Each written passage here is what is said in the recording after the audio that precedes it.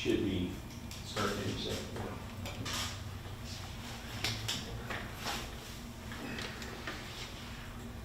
We're live. Rob? Okay. All right, so thank you everybody for coming today.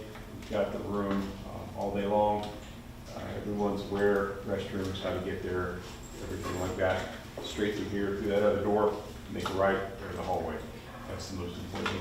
That door will remain unlocked as long as there's somebody in here, so you can leave and come out. There's no, there's a sign there, and there's a sign also at the front entrance. I told Christian I printed an arrow in the wrong direction, so I had to go print another. I didn't want to go to the WTC. So if anybody comes to the front office, well, that might not be it. It's pointing them this way, so that's why I put the sign out there, so they should be able to find it if we didn't have anybody who wanted to come see it. I know it's in a different location, so we wanted to put that out there. Now, before we get started on economics, there's two things. If I could pass them out, I would appreciate it to the group. One of them is going to be, just so everybody has it, these are, I stapled it together, these are the negotiations that have gone out so far, dating back to August. So, no, those are, yeah, those are what just so everybody has a copy of them. These are the ones that Christian sent out. It's all CCEA. I have the originals. Yeah. On my computer. Yeah. So just want everybody to have those. Those are the ones that have gone out to all teachers and CCEA support staff. Hang on a second. Now, this one is from the 25th. This is the one from when we had our Zoom session. That one, I don't believe went out to staff. I know we had a little hiccup in that one as well. And I only know that because I send them out to administrators afterwards to say, hey, here's the negotiagram, blah, blah, blah, blah, blah. We're meeting again on this date. So whenever I sent this one out, I had somebody say, well, okay, no one in my staff told me about this one. I'm like, oh, okay. I apologize. I'm not upset. I just want, so this is the negotiagram for that one. And so that's, should be up to date for all negotiagrams related to our public bargaining sessions since August. Now, I don't have any for last March or any of those or committee meetings or anything like that. So I appreciate that. Before we get into economics, there's one thing that I want to hand out to everybody that I believe will be beneficial to our conversation on that. Oh, thank you for this. I'm going to need a copy of this. This is actually an enrollment count by school for like the second week of October for 2023. Reflects the Yeah, 2020, well, not the official, but what we get these every week. So I asked, hey, can I get one for last year and this year? And I saw it, I said, oh, can I get one for 23 also? So they're all on here by school. So I think this will be beneficial for our conversation today. I apologize for not doing this earlier. It's just whenever FTE kind of dawned on me to look at this. So this is something I should have brought earlier to our sessions so we could see what their student counts are. So because that directly reflects our revenue. So right now, the unweighted student FTE is what, Jenny, you told me, and I forgot already. I forgot. 8 for students. The dollar amount Yeah, per dollar amount. student is $8,915. Thank you. You told me that even again this morning, I forgot. So 89.15. So if you take a look, you can see the number of students this year that were down. If you look on the far right column, the second to the last number, 559. So. Why do we parse out alternative schools? Are those students in Well, some like E-School and Crest not? Well, like Pace, they're not our students, but they're our students. But They're Crest through are, DJJ. right? But Crest And is. AES? And you can look at their numbers over there on the side.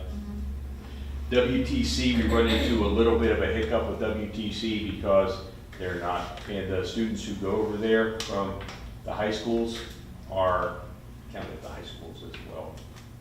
because they may go over there for one class or, well, they go on. So the 130 plus to WTC may include. Yeah, students that's part that of were why you added. see it without any of the alternative schools. Gotcha. Okay, but if you just look just at the school counts up at the top, you can see from, we have 2 schools that are in the red all 3 years. Central Ridge and Citrus Springs Elementary. They're, kind of bursting at the seams over the last, from 23 to 24, they increased, you can see in 25. So there's a lot of growth in that area. I don't think anybody's surprised by that fact. In the Citrus Springs area, there's been growth there for years, and now more people are moving here. That's where the land is to be able to build. It's like they know I'm doing something. She just called me. Okay, so if we go down, you see Christopher Primary, Floral City, Hernando. If you look at the one in the middle, the 2025 counts, you can see that we have a decrease in all of our elementary schools from 24 to 25. That's the column on the right, with the exception of Central Ridge and Citrus Springs. One surprise for me. So it looks like overall we lost in 24 all the growth we have in. Yeah. And then the one, if you look Are at. the dates at the top of these Yeah, columns? well, here's the thing, I asked for 24, 25, and then when I asked for 23, I just added the 23 column to the left. Okay, so. You look on the 20 far, I got you. The Yeah. 24 year is. on the right. On the right. Yeah, the far right column is That's just what's right. happened this year. The one that surprised me, in all honesty, Ms. Churchwell feels it too, is Lecanto Primary is always very, very full. Am I wrong? Please tell me if I'm wrong. They're always bursting at the seams, and this year, they had a decline in enrollment that I have not seen since I've been working here. Am I wrong? I mean, they've always been bursting. That really, really, really surprised me. So let me just make sure I'm reading this Okay. correctly again. Mhm. The first enrollment number is the 20. 2023 Yes, year. ma'am. The second enrollment number is the 2025 year. That's like this And week. then the It's third last is year. 2024. So they're actually out of order. Yeah. So when I'm looking. Yeah, and like I seeing- said, what I pulled Gotcha. was last year to this year. Okay. And then whenever I saw that, I said, let me go ask for the previous reference. year and put that on there. And that's just on the far left, just for reference, to Gotcha. see where we were. The column on the far right is what the declining enrollment that we're having this year, I'm following. currently, Gotcha. with the exception of 2 schools in the elementary world. But you look at, even with the decline this year from last year, we still have more students than we did 2 years ago for a lot of these places.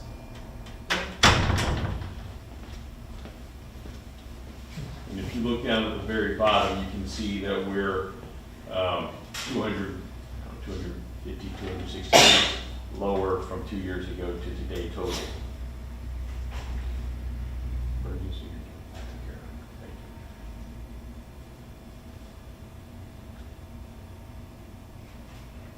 you. Okay. So, Okay. and then you see the middle school below that. When at Inverness Middle School,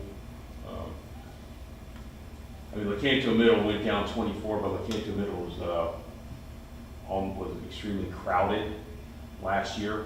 So they aren't like, they don't have empty classrooms there. Inverness Middle School, you can see, has the biggest decline over the years. Which also is the middle school has no space. It's built to hold 1,300. And then you can see the high schools. So I want everybody to understand the exact numbers that we're looking at. Now, these aren't the official ones for FTE. These are our numbers. I know there's adjustments happening, but I just wanted us to have a general idea when we talk economics that there is a declining enrollment. I won't say they're lost kids. I'm sure they're somewhere. There's a declining enrollment. If I knew where they were, I'd be out on buses picking them up. That's affecting our revenue source because, we get $8,900 per kid. And if we lost 328 of them, or there's a decline in the elementary school, that's a significant lack of funds that we have for our elementary schools. Same thing with middle and the high school as well. So as you can see, for just this year, we're down 559 from last year, just our base schools. So 559 minus 8915 is a significant amount of money that we do not have to work with when it comes for not only salary and insurance, but everything. Right. So just wanted to let everybody have this data. My apologies, I should have had this earlier for us. Don't know what spurred it this week to ask for it, but I wanted to share it now so that way we could all have it in front of us. Huh? FTE maybe? It might, well, I don't deal with that as much, but something happened, I said, oh, I get this every week.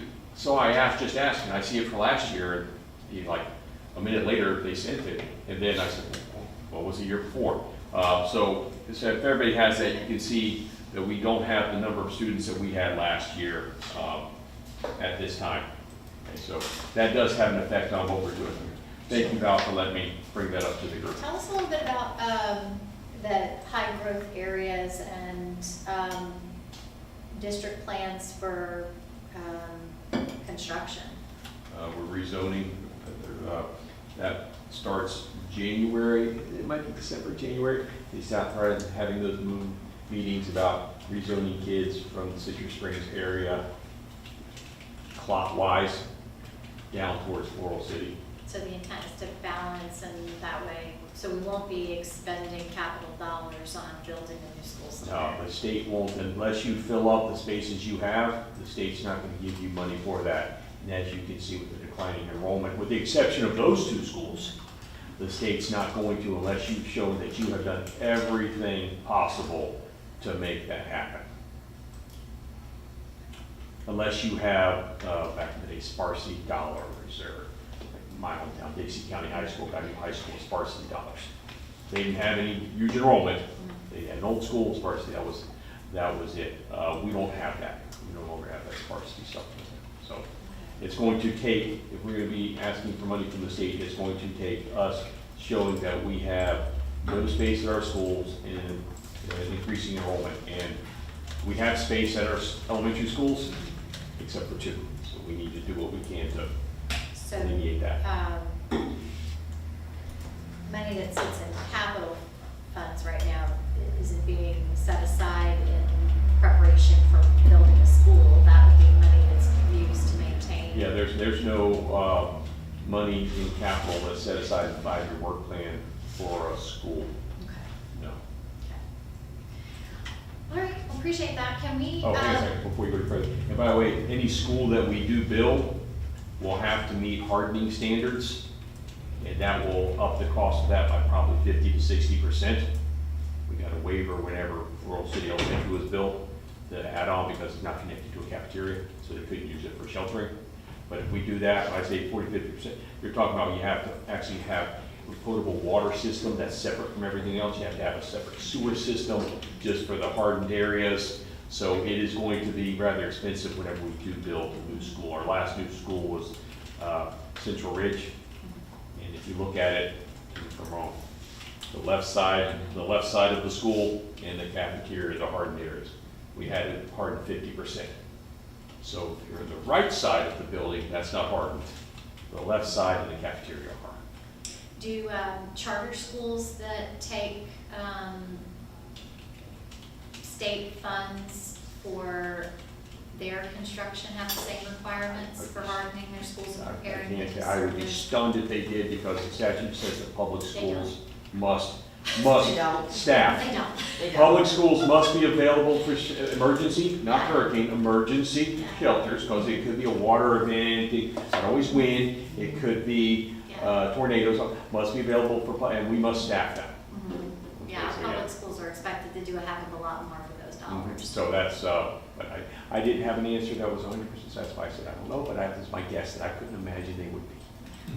Okay. So, but that's, whenever we do build a new school, please understand it will be, I imagine they'll want it to be like a bank vault, you know, that kind of hardened, so there will be a very hefty price tag that comes along with that construction.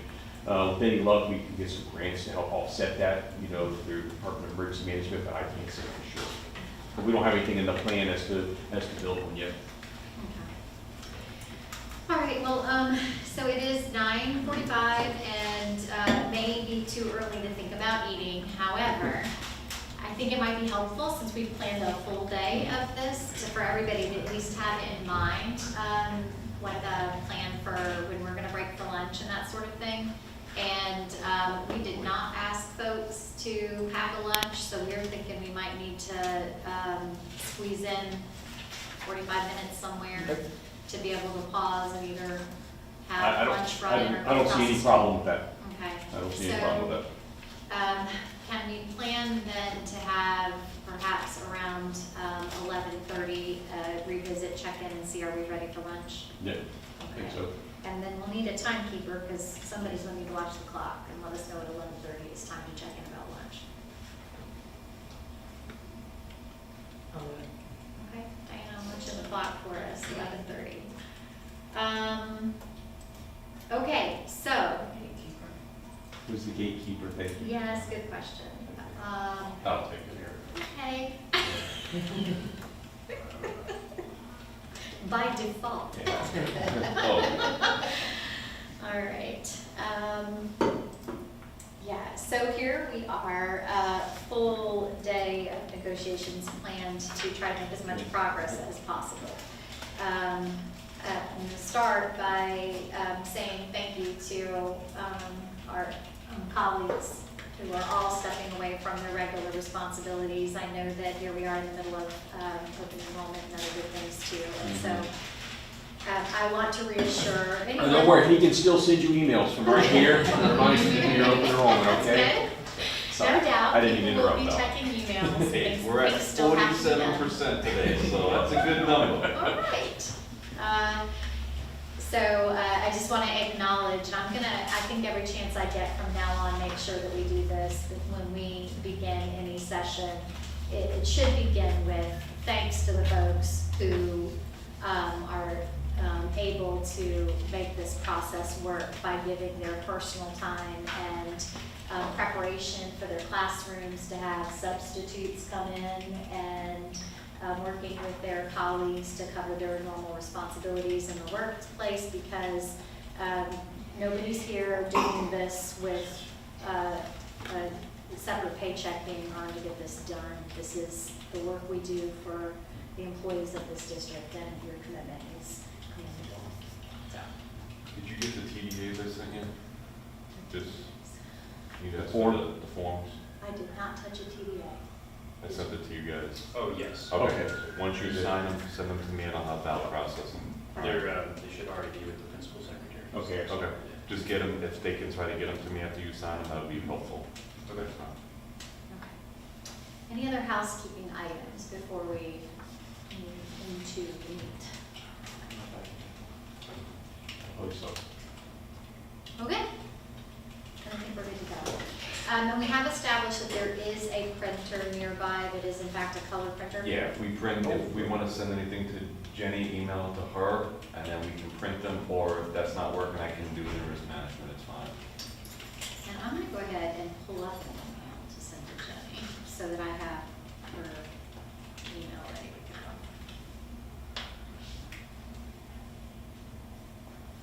And I'm betting, It's for Virginia. so I was gonna, I'm betting it's not done. People that call me that are creditors or something like that. Okay.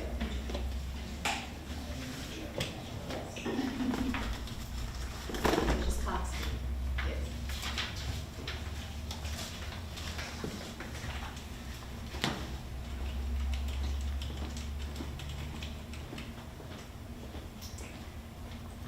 I am gonna go ahead and pass to you an economic counter for us to print and discuss. But I also want to make clear that this process is not economics alone. There's a lot of work to be done for us to make sure that we have full book negotiations completed. The process of, in past being declared simply means we've got to decide of the things that are in front of us, what would we potentially be putting in front of a magistrate to be dealt with, and anything that we can settle ourselves is less to have to worry about ushering through that process. So, what I would like to do is share with everyone some of the preparation that we've done in an effort to move through a little bit faster. This is not our normal IBB process to show up with pre-drafted, ready-to-roll proposals. It looks more like a traditional bargain when we look at it today, because we wanted to be able to move the conversations quickly. And so what we've done is taken conversations that happened in our subcommittee, dealing with the cleanup of the articles, and we coupled it with some of the recommendations that came from the subcommittee regarding the organization of the contract, along with some of the preliminary conversations we've begun around the areas of interest that CCEA has brought to the table. And consequently, what you will see in the articles is a pseudo-modified proposal system, which includes the traditional markup, stuff that came out of cleanup process in black. The items that represent content that we think need to be placed elsewhere in the contract are highlighted in green. The things that are existing contract language being moved back into a different place in the contract are in blue, and proposals for new ideas on the topics of interest that CCA has brought forward will be in red. So we have a little bit of shift in our formatting standards, and I'm gonna suggest, if y'all don't mind letting me steer a little bit, I'd like to start with just to demonstrate what how the markup actually works and looks, and we can kind of acclimate ourselves to it. I'm going to suggest that we start with some of the later articles, because those are pretty straightforward changes. And I'll show you one. Is front and back okay? Yes. Okay, thanks. So why don't we begin with the instructional contract and take a look at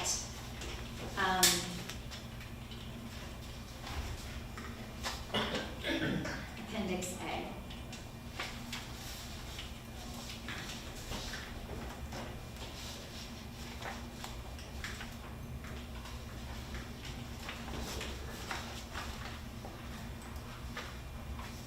So, and I'm projecting, I didn't print a whole bunch of copies of the things that are essentially, I think, a straightforward cleanup. I've got a couple of hard copies that we can do for signatures, but You said appendix A? yes, Appendix A, the salary placement schedule. Based on the conversations we've already had on economics, I know it's a lot, right? No, these things printed backwards. I'm looking at them like, why is they printed all printed backwards, so give me a moment. Sorry, here's appendix A, they are not. Yeah, I hand you my clean No, they are not. final No. copies for signatures, but I don't want them to get lost in No, this. I- That's why I have one over there. I said I was able to go through the instructional contract, and there are some things that I had to request for outside assistance Sure. on.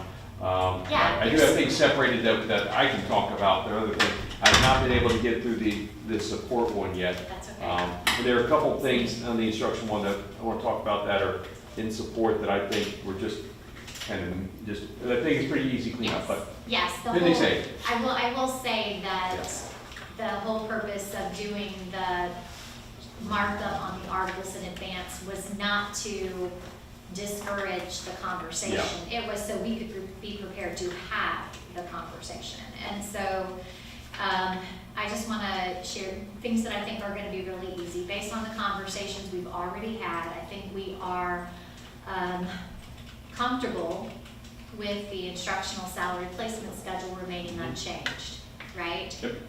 All of our discussion about increases on the instructional side of the house have been about addressing returning teachers, which of course helps us avoid additional compression. So the only changes you're really going to see in Appendix A are the date, effective date at the top. So it's effective as of July 1, 2025. Under supplements for advanced degrees, just felt like grammatically it was cleaner to simply state that employees hired on or after July 1 of 2011 shall be awarded advanced degrees.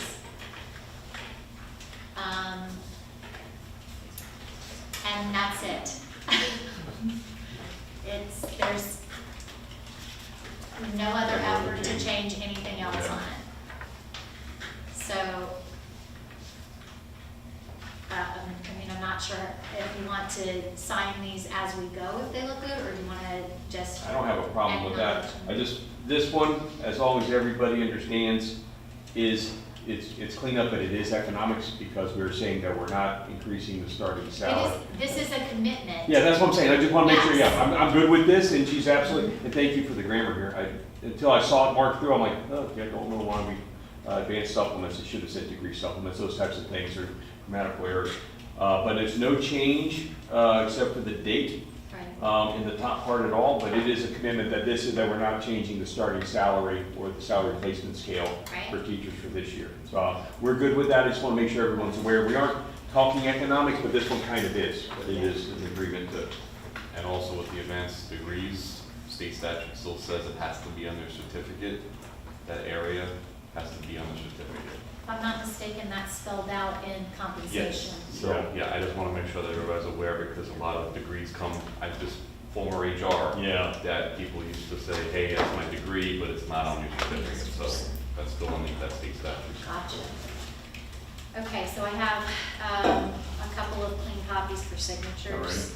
You know, Now, if you want, Val, if you want, we can just put them aside and sign them all whenever, like we go to lunch if you want? Yes. Okay, Good I'm good with idea. that, yeah. Or whenever, if we have a little Okay. break or something like that, thank you. So Appendix A, A. we'll consider Agreed. TA.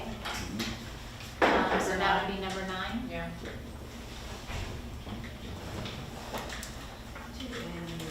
Number 9, yes.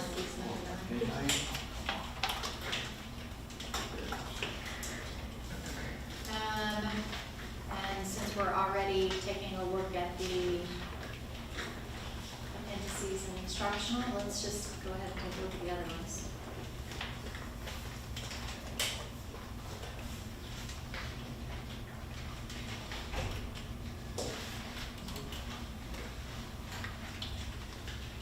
I just want to make sure it's not. I knew, yeah.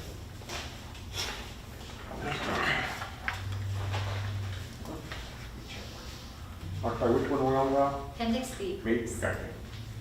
Instructional master contract Appendix B is supplemental pay. This article remains, again, largely unchanged. We're updating the table to reflect 25-26 as the active year. The amounts of the supplements have not changed because we are not changing the base teacher amount. Base teacher salary, I should say. And there are no other changes other than the date. Yep. Yes? Can I see one of those? I just want to see those. Yeah. I'll give it No, back to you. absolutely. The only change on there is change to 25-26. So, yep. So Appendix B would be Number 10. TA number 10.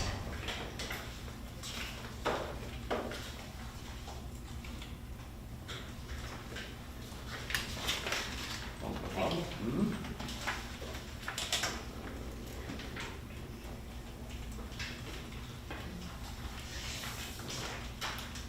Need to monitor that big arrow.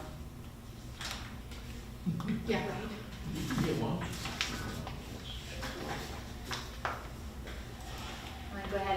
at appendix C.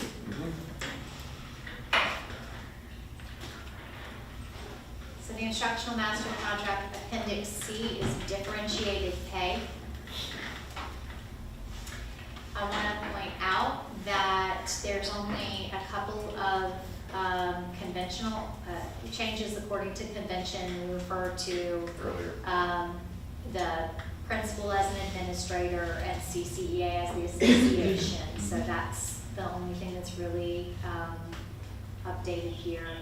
I will also point out that this appendix does provide duplication of language that you'll see later in the compensation article. I believe this language on the differential pay belongs in the differentiated Yeah. supplement schedule. And duplication in the other part of the contract is asking for messes in the future. Anytime that gets altered, you have to change it in 2 places, and if you don't, you create conflict. Yeah, well, I mean, and this doesn't say necessarily supplements, it's definition of differentiated pay. And if this is Title I differential pay, it deserves to be with the other differential pay. Correct. That makes complete sense, Val, that it would be put here. Yeah, so just, Yeah. it's our goal as we're cleaning to make sure that we only have things specified in one place in the contract if possible, right? That makes it much easier for us to maintain. How you feeling about appendix C? Yeah, I'm good with that one, yeah. Okay, that'll be number 11.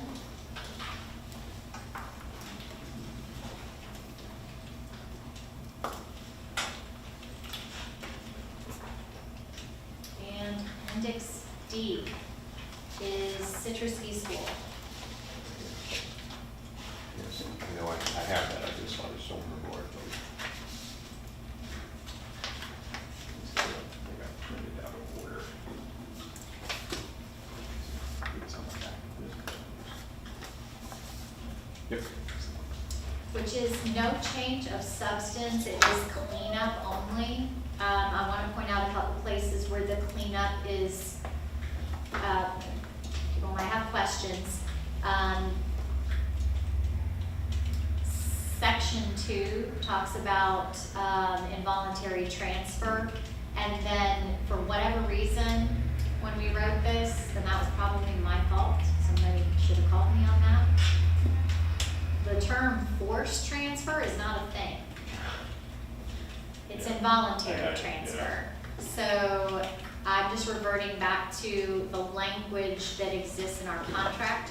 When did we write this? It's been in there for that long? When we were in COVID. Was it the original MOU that we just did? Okay. I didn't realize that until I saw the strike through on there, that Yeah. it was in there. So I'm just trying to keep the verbiage No. consistent with what Absolutely. exists in contract. You'll see in number 6, the word account. Consideration is a more accurate way Yeah. to describe when we're dealing Yeah. with somebody sharing situations that should be taken into thought, not accounted for, but taken into consideration. And then in section 10, this is simply a clarification of what I believe is already an understanding, that this district will not move somebody into a position for which they are unqualified. If a position for which they are qualified exists, that's where they would be moved to. And essentially, we would not be placing somebody into a scenario where they're woefully incapable. No, I mean, we have other language that we talk about that with transfers and those types of things. Outside of reduction in force, just involuntary transfers transfers where there's fewer volunteers than positions. Yes. That's how it's written. Yes. So, no, we don't have any issue with this one. There's Okay. nothing on the back of it. It's the So, association, yeah. so cleanup is number 12 on appendix D.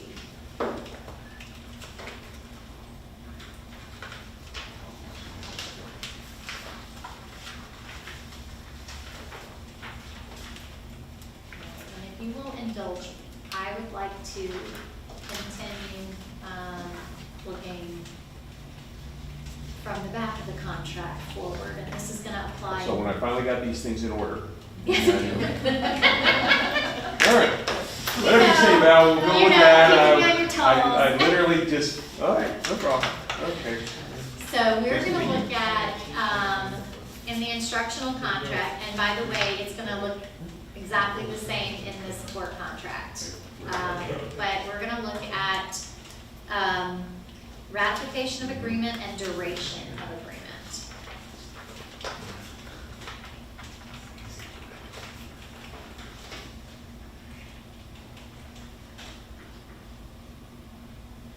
If that lets me open.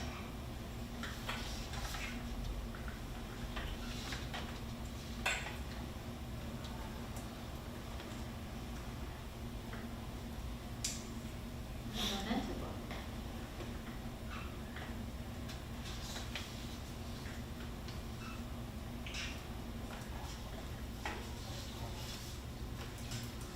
Open already?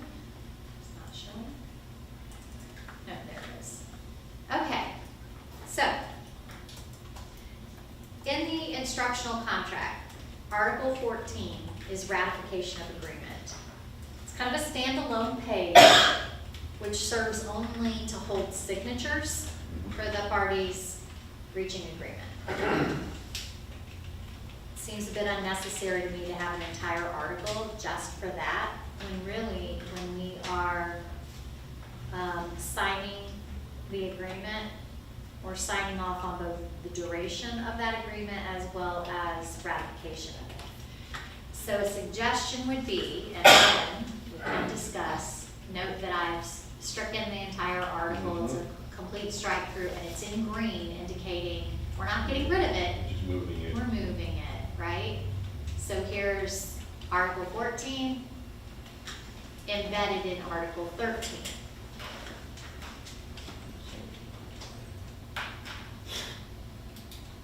And the signatures are simply part of the duration language. I'm looking at it, seems odd that we would even had this.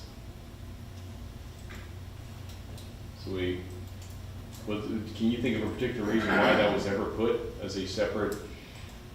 I don't know unless it was the intent that we were gonna be updating signatures every single time there was a ratification of new items. Oh, okay. Which has not been our practice. No, okay. We do the signature page when the full Full book book is, is yeah. ratified, and then each individual agreement that in the interim gets ratified.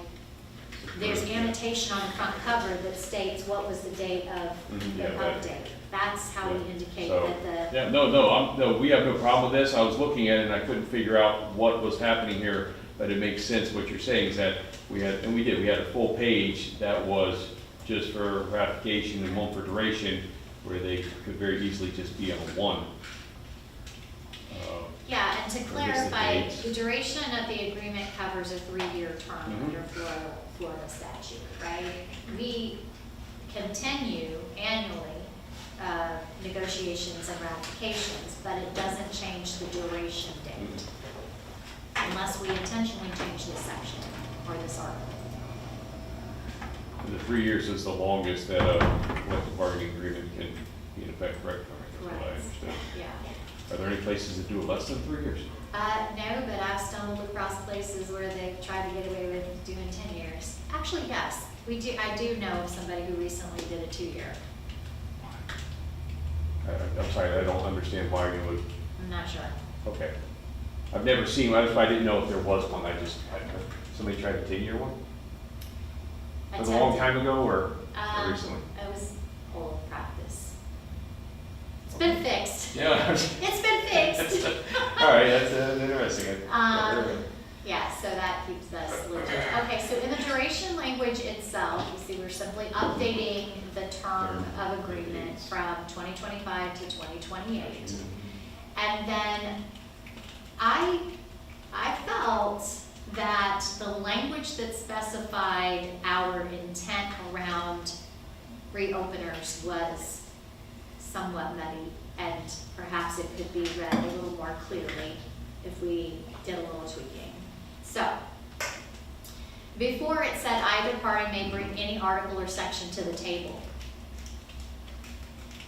Right? Mm-hmm.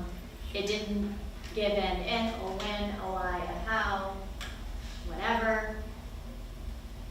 I think it would be clearer to say the parties agree that salary and benefits will be negotiated annually, and that either party may bring any article or section to the table at that time.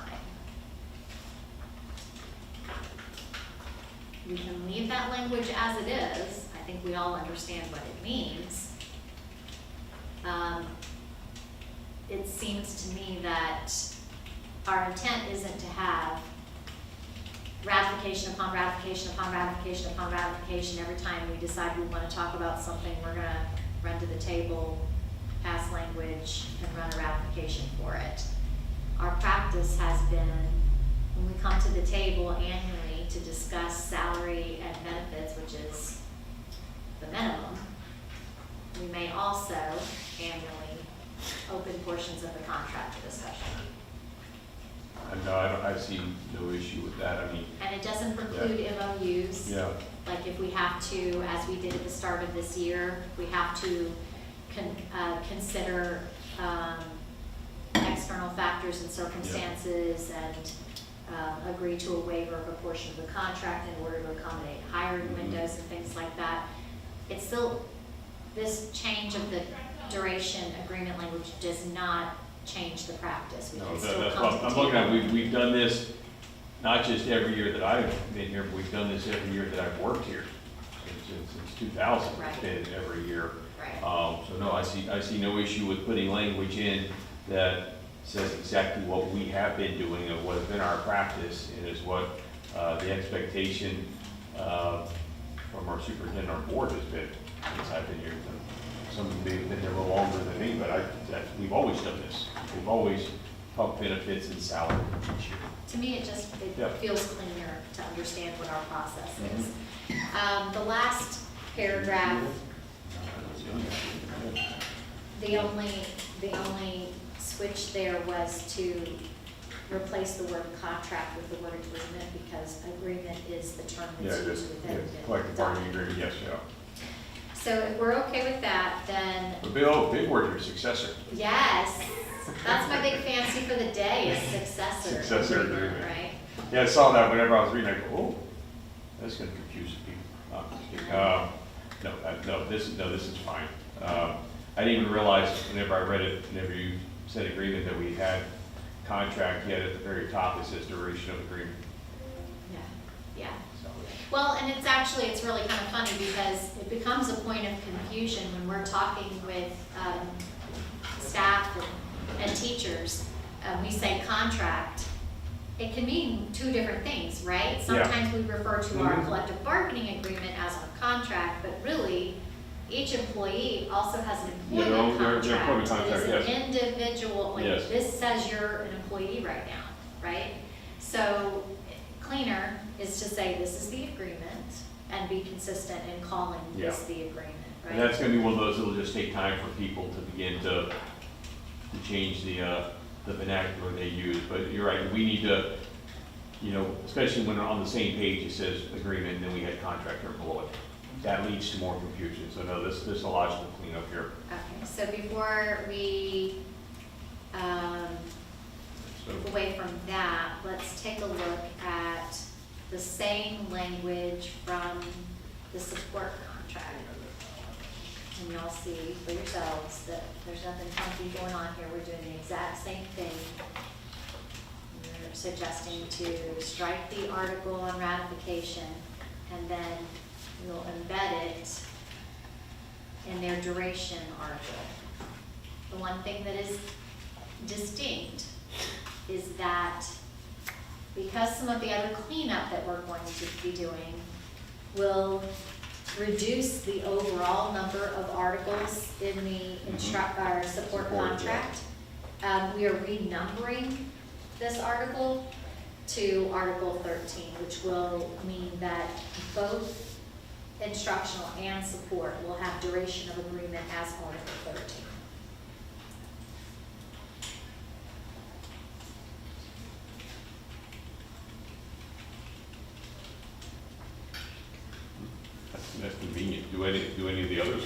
line like that, or? So when you see the parts and pieces that have. I tried to, but I have kinda moved, gave up to try, yeah. It's a lot to look at. Yeah, so- It's a lot to look at in all these parts and pieces, Mhm. but as we step through it, you're gonna begin to see it's gonna get so clean. Y'all are Okay. gonna be so excited when this is done. You'd be every bit as excited as I am. Okay, so, if we're good with that as the change for both, then we're looking at, what number are we on? Which one would we TA first? I would say TA the ratification The ones move, first. and then TA the, And then TA Where it the went to. add back in, right? okay. So which one are we TA, instructional or support first? Let's, where is I wanna my? make sure I put my numbers correctly. Yeah. That's what What number are we on? 13. Okay, so let's take instructional, Article 14 is TA number 13.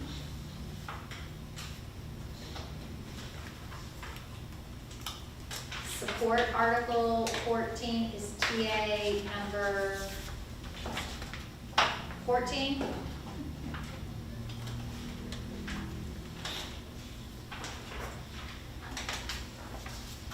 Instructional, Article 13, duration of agreement is 15.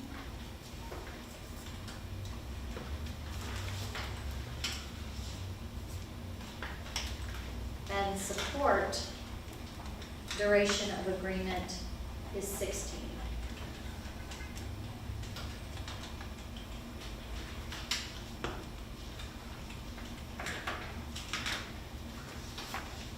Okay. So, with that little bit of introduction to the new formatting, is everybody clear about what the green text represents, what the blue text represents? And anything that is underlined is a change, anything that is struck through, we're removing. We're good?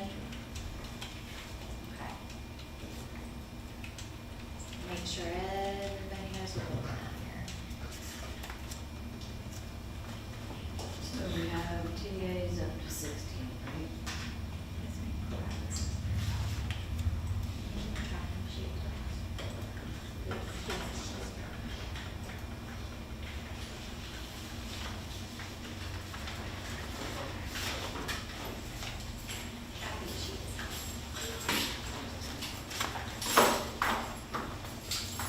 Okay.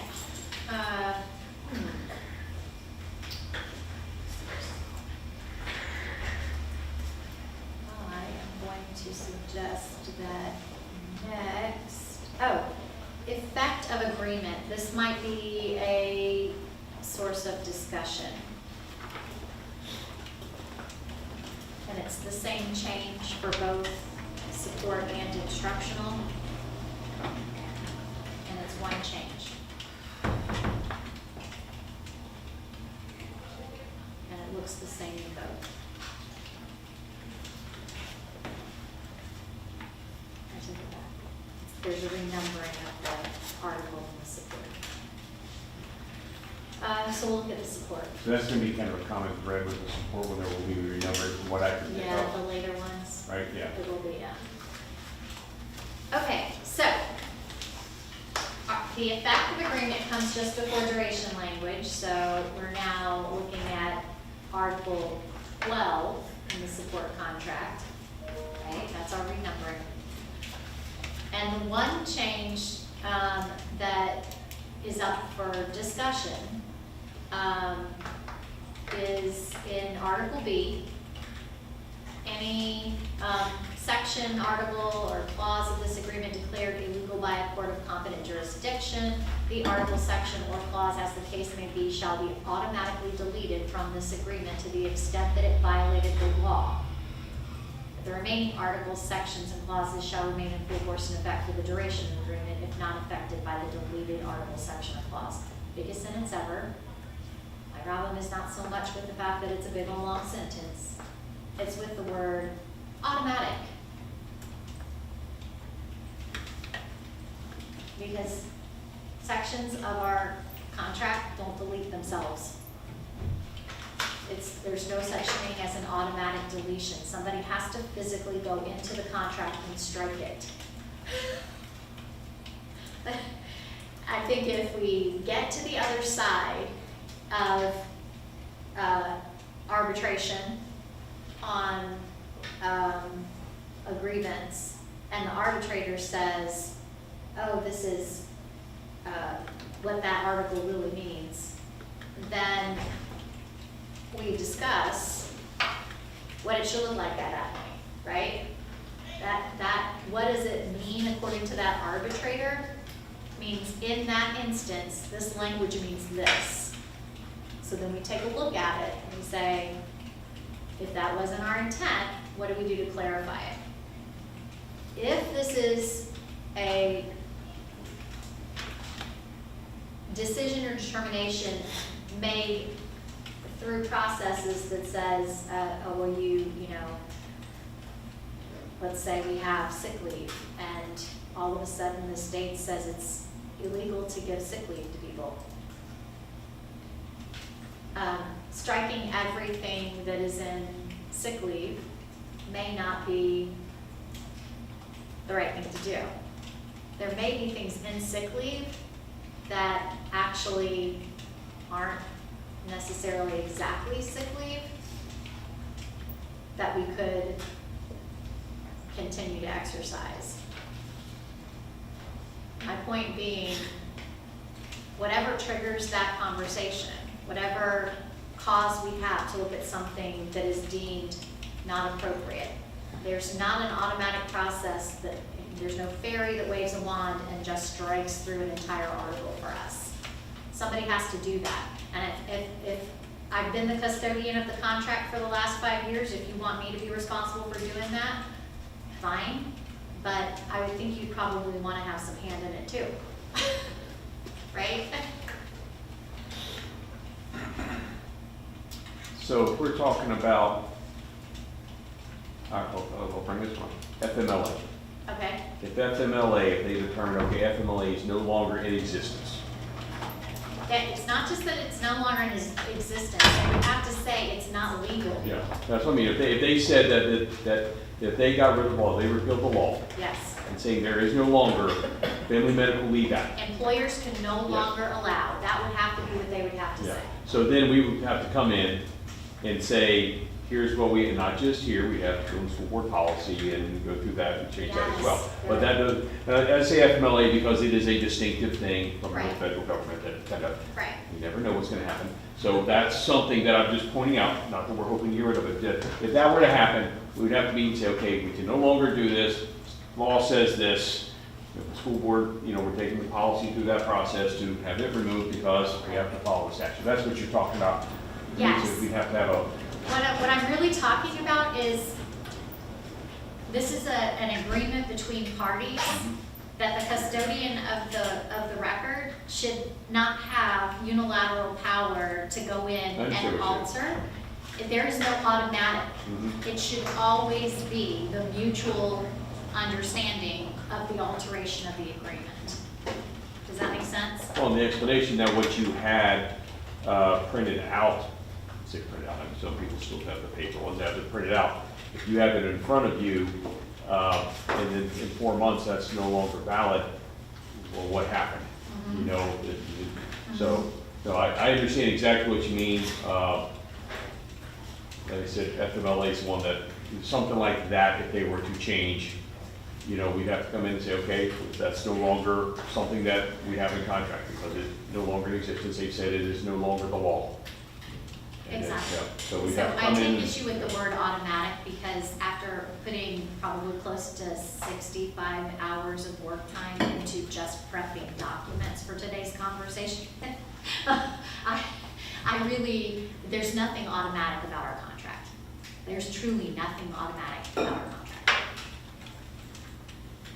I wonder why that was put in there, other than just way back, the people who said, hey, if something's declared illegal, we don't have to meet again to take it out. I'm sure that was the intent. I mean, way back. Yeah, and if we receive direction from a court, that the direction will be clear about Yeah. what we need to do, but I'm pretty sure that the district doesn't want me Yeah. single-handedly clean up. I have zero issue with this.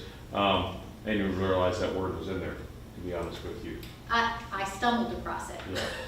It's like, I was wondering why it was isn't crossed that out an odd automatically, I'm like, word? I wonder why it's crossed out, I just didn't, but no, it makes sense, I mean, something that we would need to go in, agree to, hey, take this out of, this has to be taken out, and have a reason as to why it's taken out, Right, yeah. right.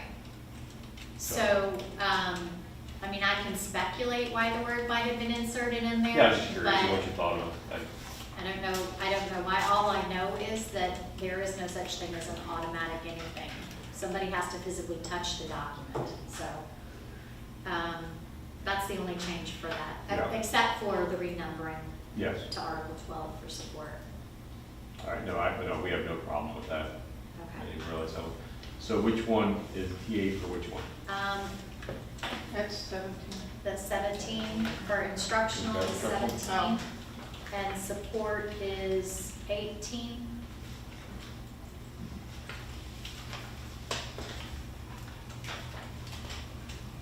Don't think anything of it, I'm just trying to keep instructional odd number. Oh, okay. I didn't realize that yet. It will make it easier for me to see what's what. OCD kicking in. Uh-huh. OCD kicking in. Yeah, just a little bit. Just a little. Yeah. Yes. We should have a series comma where it said article, section, or clause. We should have a series comma, which means there should be a comma after section. Yeah, because the section and the clause are not the same thing.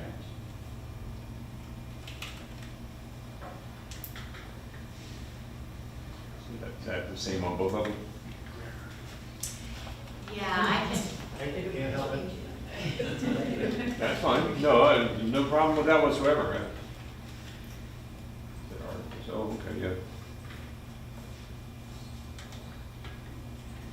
And the same thing, the next sentence down, where it's a section clause.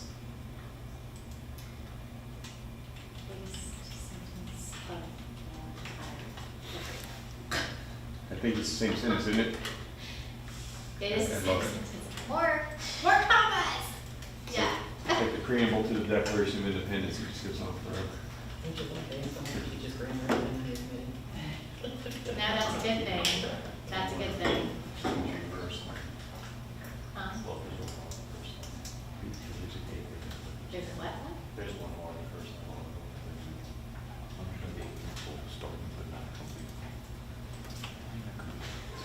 Does it right time? I did. They started. Thank you. Oh, yeah, I just read right through that and didn't see it. Thank you. It said 3 more. Okay. Okay.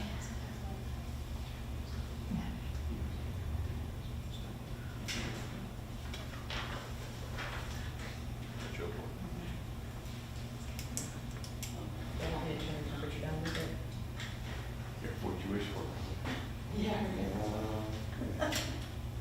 It's noisy. guys are gonna have to start talking Very louder now. noisy. Talk much louder than I can.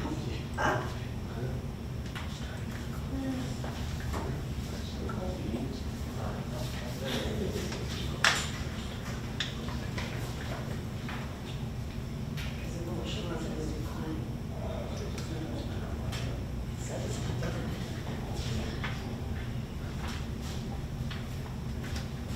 So just to make sure that we are signing on the cleanest possible copy, Jen, if you don't mind, I will send you a redraft of these 2 copies. Was this with all the commas? Yes. What are you guys gonna do? You know what? You said it. All right. Thank you.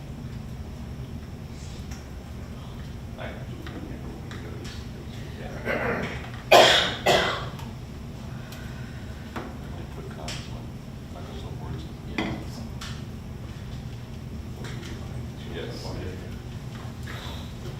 that. Just like that. Do a more to the comments. Okay.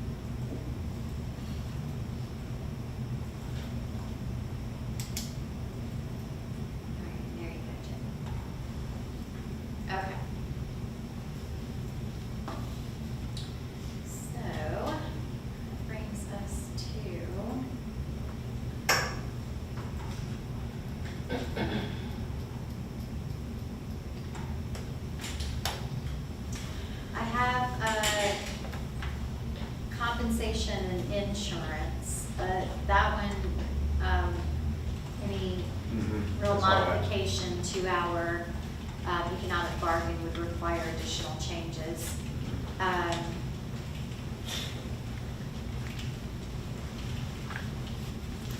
So why don't you take a look at the article on leave next? So that's instructional Article 10.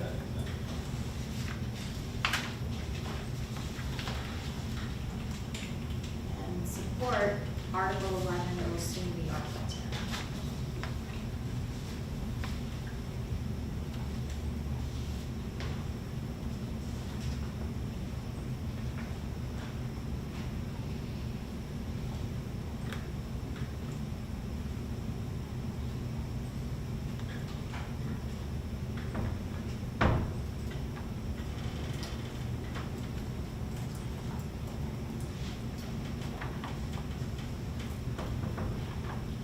All right, so taking instructional first, Article 10 leave.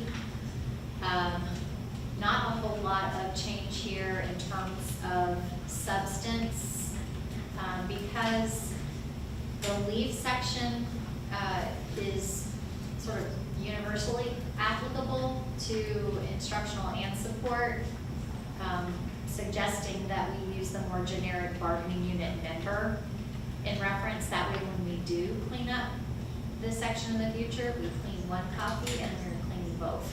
I was wondering why that was the one place that teacher, Does that, yes. but everywhere else teachers capitalized as Yeah. teacher, but here it became bargaining unit member, and I was, Yes. I thought it had to do because this changed from support personnel to bargaining unit member. I'm like, I'm hoping this is so that way Yes, they're okay. right, so it applies in both units Yeah. the same, so it makes sense to me, clean one, you clean the other. You know, when I was asked about that, I'm like, I'm not 100% sure, but I think it falls into this category of uniformity. Mhm. Okay. Right, so basically throughout, that's what we've kind of favored. No change of substance, transfer of leave remains the same unless y'all want to talk about the voluntary sick leave donation program now. No change in sick bank, that stays the same. Personal leave, just conventional changes. Emergency leave, again, just conventional changes.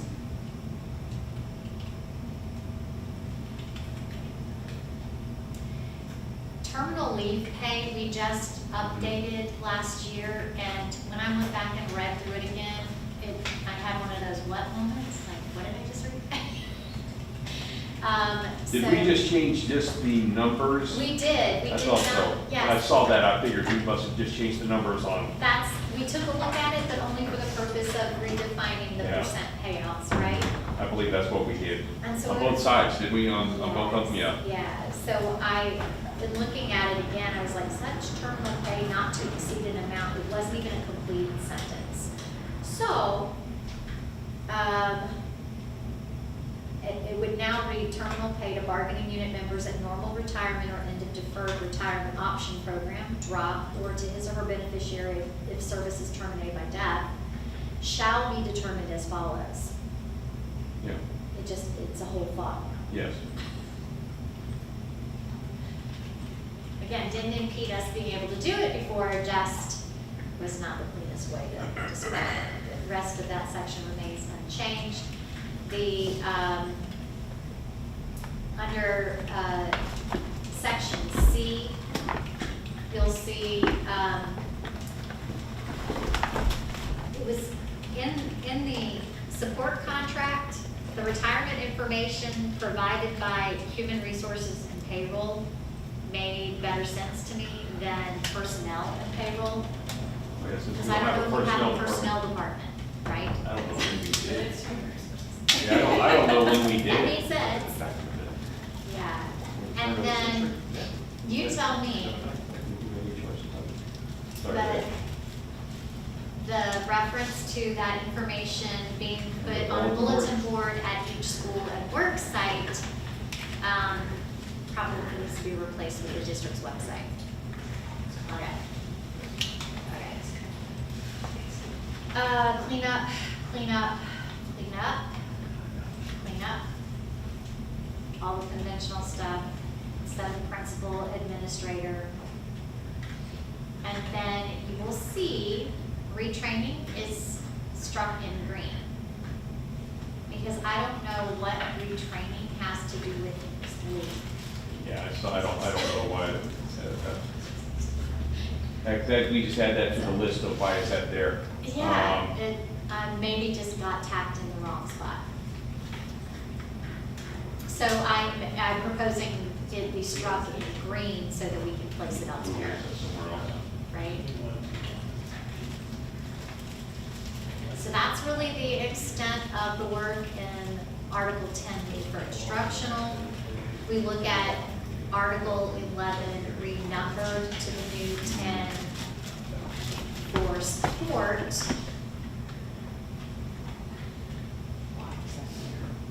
There's renumbering. I reordered and put allocation above accumulation because that's the order it was in the other contract. That's a non-significant adjustment just to make sure that the two contracts. Which one are we talking about? Just moving allocation above accumulation, Okay. putting so that the order matches the way it's presented in the other. Well, it makes contract. more sense to, you're accumulating allocated things, Yes, correct? You're not, it does make better sense, I agree wholeheartedly. yeah. And then I copied over the wording from instructional under transfer of leave that says specific procedures for transfer and utilization of sick leave days by family members shall be established by human resources and finance departments. It didn't make sense to me to have it worded in two different ways, same thought. Number 5, matching the verbiage from the instructional excessive absences as opposed to excess days illness. And then, because sick leave bank does pertain to leave, we are adding in the support contract sick leave bank into this article. Alright.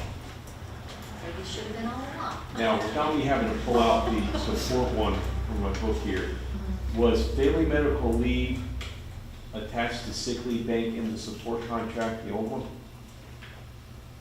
I mean, like it appears to be attached to this, I'm just, No, I just moved it to reorder it so that family medical leave would appear in the same order in the sick leave, or in the leave article. That's the only reason it's struck green there, is because I moved it from underneath sick bank and added it back in toward the bottom of the should, article. okay, but, so are we saying that it's gonna be under number 6? Now? It's gonna be G now. Okay. Family medical leave is gonna be G. Okay, I was gonna say, because that's what I was just telling him, I'm like, oh, okay, hopefully this isn't now part of sick leave bank, because that's really gonna New. confuse a lot of people. They, No. Ooh. Okay, I just wanted to make sure, because that's, kind of blows the minds there. Again, I'm just trying to No make problem. sure that the ordering of the ideas matched. There's something a little different for support that doesn't appear in the instructional contract that will impact ordering of ideas, but it's unavoidable, it's gotta be included somewhere. And that is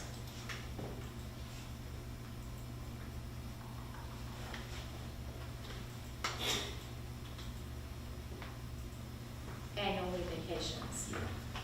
Because our instructional staff do not earn annual leave, whereas our year-round support staff do accrue annual leave.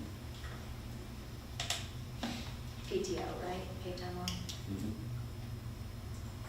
They're just referred to as vacation days by most of our. Vacant, yeah. Yeah, by most of the 12-month employees, yeah.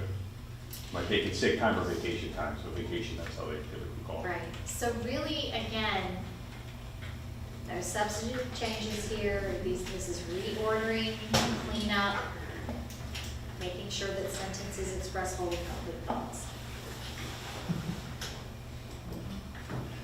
Makes sense.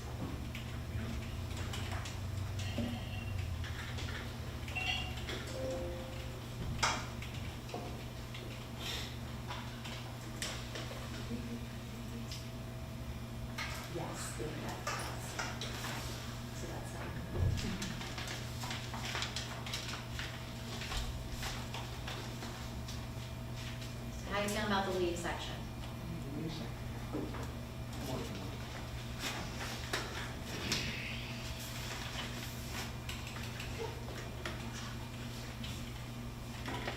The one leave that is not in this section is union leave.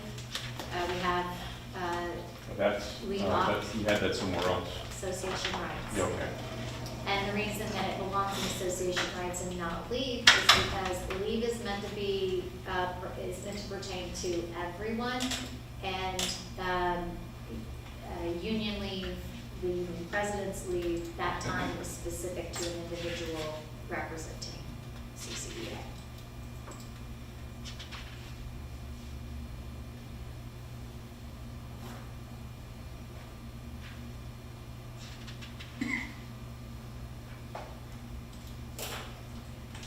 Excuse me. And you think your eyes are crossed, you should have seen me 2 nights ago.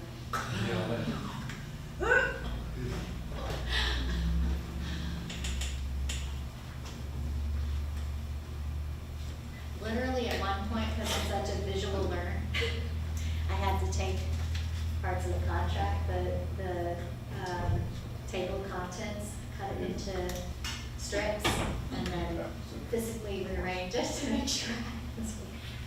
Makes sense. Thank you, Valerie. It's crazy, but it's, I mean, there's a good chance there's an error in here somewhere, so y'all watch carefully what we're doing, make sure that I haven't led us astray. Yeah, I mean, it was never mentioned about union leave earlier, in the earlier contract, was it in the? Yes,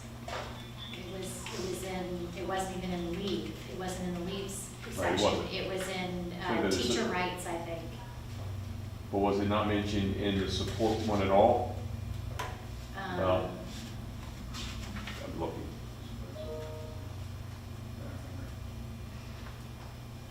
But it wasn't.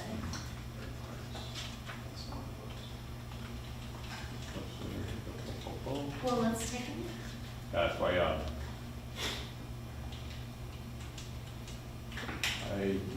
don't think it was ever there.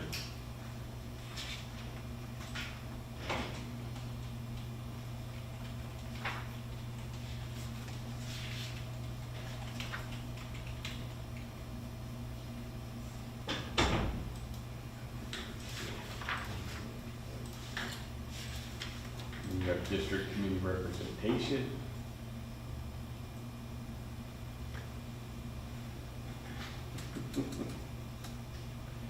Representatives and employees and employer bargaining committee shall meet as necessary for the purpose of reviewing administration of the contract, but there's nothing saying that they can actually come to the meetings. That got moved too. No, I'm just saying, but there's nothing saying that they can, that there's a, it says shall provide 6 days purpose of lobbying the legislature in there, but nothing about that. And I know that is a practice we have been doing since at least I've been here, and I believe before I started doing this, so. So that, the lobbying is in association rights. That's what all of this is. It's just that it doesn't have in here about them being able to, The in the, release in time the for the president. old contract about them being able to take a TDA to, So we need to include that then? that's what I'm saying. I mean, it's not anywhere. It's not anywhere. so It's not anywhere in this one, Val, so I think we would need to include that. It's a practice we have been doing. For negotiations, or you're talking release time for the president? Because I think I added it in. What do we have in the teacher contract? I really don't want to have to pull that out. Look, we got one too about, I mean, it says that a representative shall meet as necessary for the purpose of reviewing the administration of the contract. That is J, Employee-Employer Relations Committee. It says that they shall meet, but I don't see anything in here saying that, hey, you know, you take temporary duty leave, cost of sub will be paid by the association. I'm only saying this because that's a practice we have been doing for a long time. Yeah, so in the support contract, we have that under Where? lobbying. In association rights, it's K. I just want to make sure that we have it in there, okay? Oh, that isn't far enough then.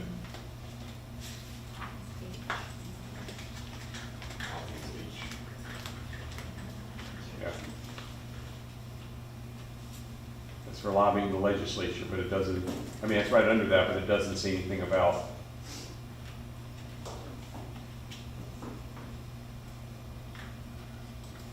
You don't want to put in, we don't have to put in, I'm just saying, it's a practice we have been doing for a very long time. You know, for a long time, we moved it to the afternoon, so it wasn't as relevant, but it is a practice that has been going on for a very long time, that we have been, having people do TDAs, the president signs them, Brendan signs them, so I'll leave it up to the group to determine if that's something we want to put in the contract or not. We, I believe, have already, Did we incorporate it TA somewhere? I don't for have it. both contracts, Article 4, negotiation procedures, which will now include Is that in there? up to 6 teachers who are regular members of the collective bargaining team will be released from assigned duties to participate in collective bargaining talks without loss of pay. Association agrees to pay for All right. substitutes if Do we have that required. for support as well? And I don't then remember. for support, I have it. it's already in there. Up to 6 support personnel. Okay, so we have that. Members. Okay, Yes. because we didn't have it in the old contract, that's the only thing, I just wanted to make sure Right. that it wasn't something we just overlooked, Right. because it is a past practice we have been doing for a long time. Yes. So I'm sorry, Val, I don't have my That's okay. TAs that we've already done, Specific- I wanted to make sure that Well, we yeah, didn't and overlook something. to be clear, there are things specific to association rights that, for whatever reason, are wonky in Yes. one versus the That's other. right. And I think the intent is that we are one association, and what applies in one group. And we have too many things that are similar in here, Yeah, that for us not to believe that it was meant to be, maybe not verbatim, because annual leave is not something that teachers have, but to have as much as possible, Yes. meet what everyone's supposed to be getting. right. So I just wanted to make sure we had that, because it is something we have been doing, Yeah. and it's something that And I- we agree to continue doing, I just want to make sure it's in there. And I think that the article on leave in the contract, in the agreement, it pertains to all employees in the bargaining unit, which is why association leaves belong under association No, I rights. have no problem with that, So yeah. we'll move those and make sure they're in the right place. Okay, so what do you think about the leave articles?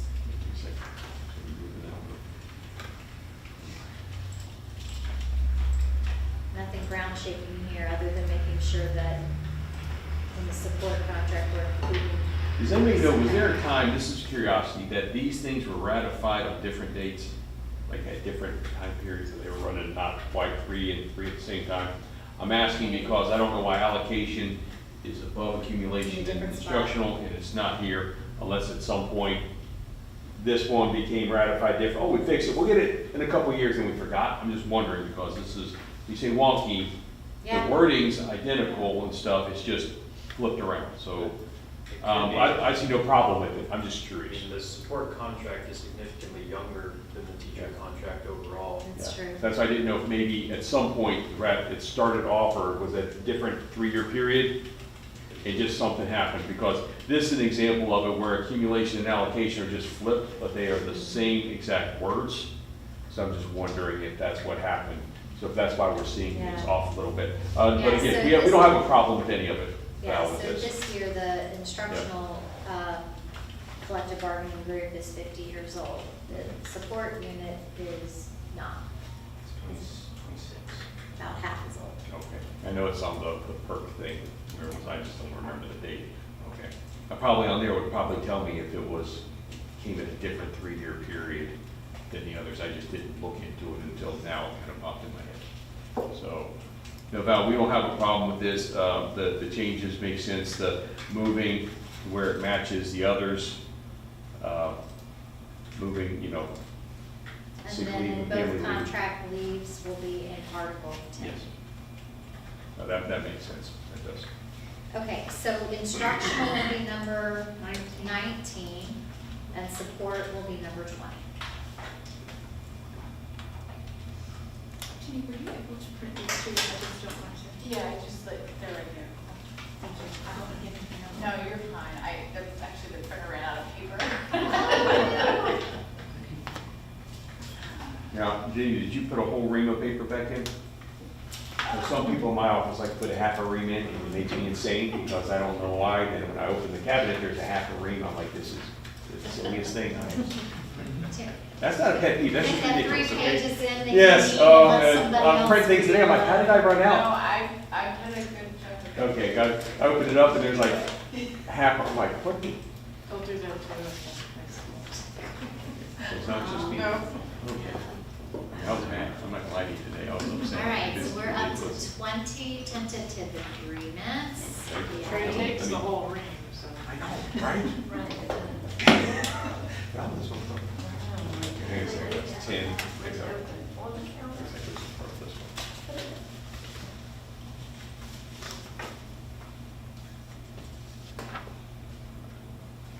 All right, so which one do you want to talk about now? Let's see.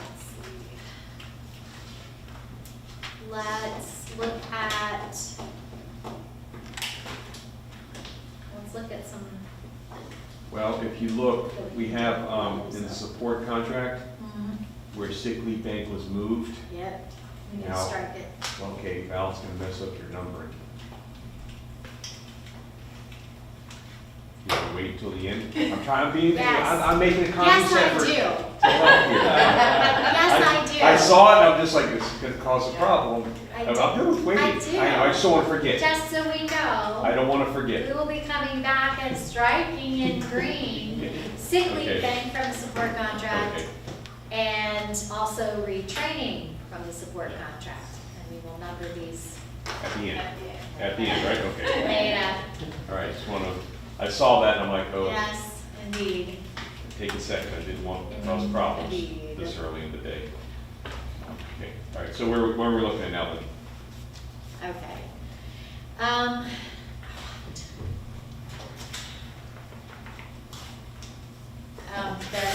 The articles that remain get a little meatier. So I would like for us to start, if it's okay, because I think that it's probably the easiest of the 3 biggies, to start with association rights. I have a feeling that's one. Yeah. Yeah. And I do have paper copies of these for everyone because Yeah. I want you to be able to free flip through and go back and forth and whatever you need to do. So,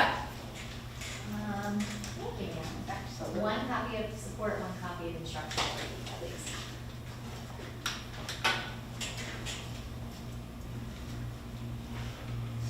That's, 6, right? Which is this? Look where we at. Association chapter 6. This is Cindy.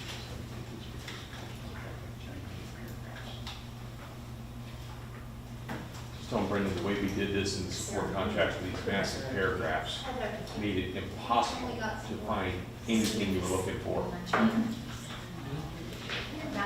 Because I think we had that Val with terminal sick leave until last year. I was like, you're trying to sort through and I was giving you so credit. hard to read. Oh, you were giving us. And if you try to explain it to somebody, you're like, all right, count down 4 lines, you know, instead of 1, 2, 3. No. Like that. Yeah. Wait, no, Steve only has one. What, Steve, what do you have? Association rights. The support, or instruction in the medical. Or instruction. I was having you guys keep them. Thank you. You're welcome. You got both? I bet. Saturday. You have both? No, maybe. All right. She answered you. Go. You're saying you did have some great red shirt. Yeah. I did do. She's doing it.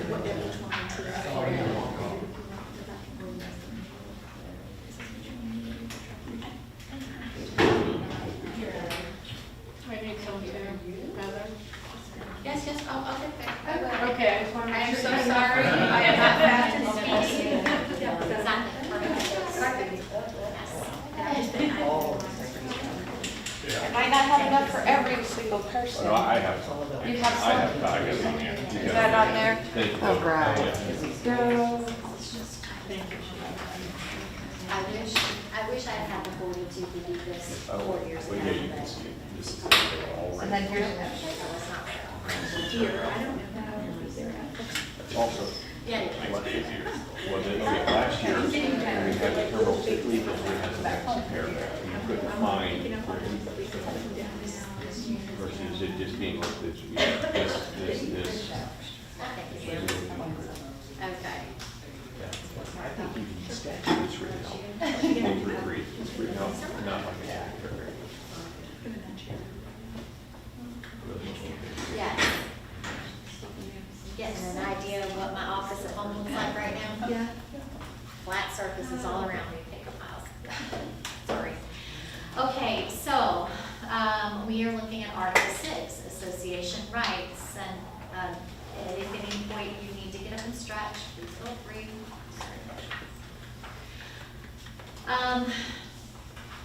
We had, quite a bit of discussion in our, contract review subcommittee about the adjustment of the verbiage around payroll dues deduction and why it's necessary to alter it. Aside from the fact that payroll dues deduction is not currently allowable by law, there are aspects of the way that our membership cancellation process, for example, were described that would not be applicable. So, for cleanup purposes, and I did the best I could to try to make sure that the articles would mirror each other in this place specifically. We are relabeling Section A to association membership. It's really the only change. B becomes payroll dues deductions. This is language that specifically pertains to if and when payroll dues deduction is allowed again. I have a couple of clarifying words here and there that make sense, like in number 3, section number 3, the amount which is to be deducted from the salary of an employee for that school year.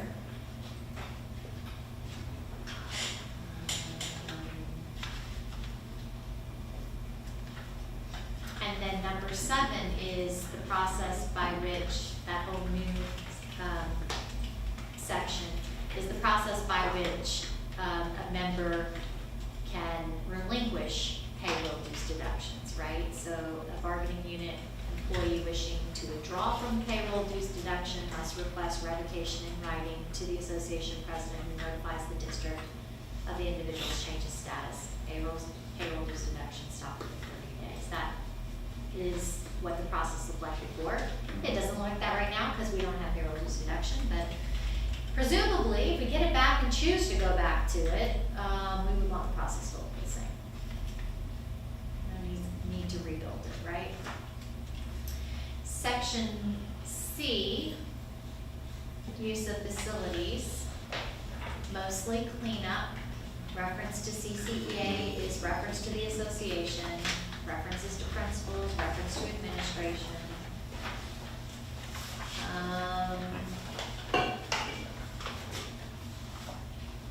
The mailboxes and bulletin boards, number 3, does have a little bit of content-based cleanup.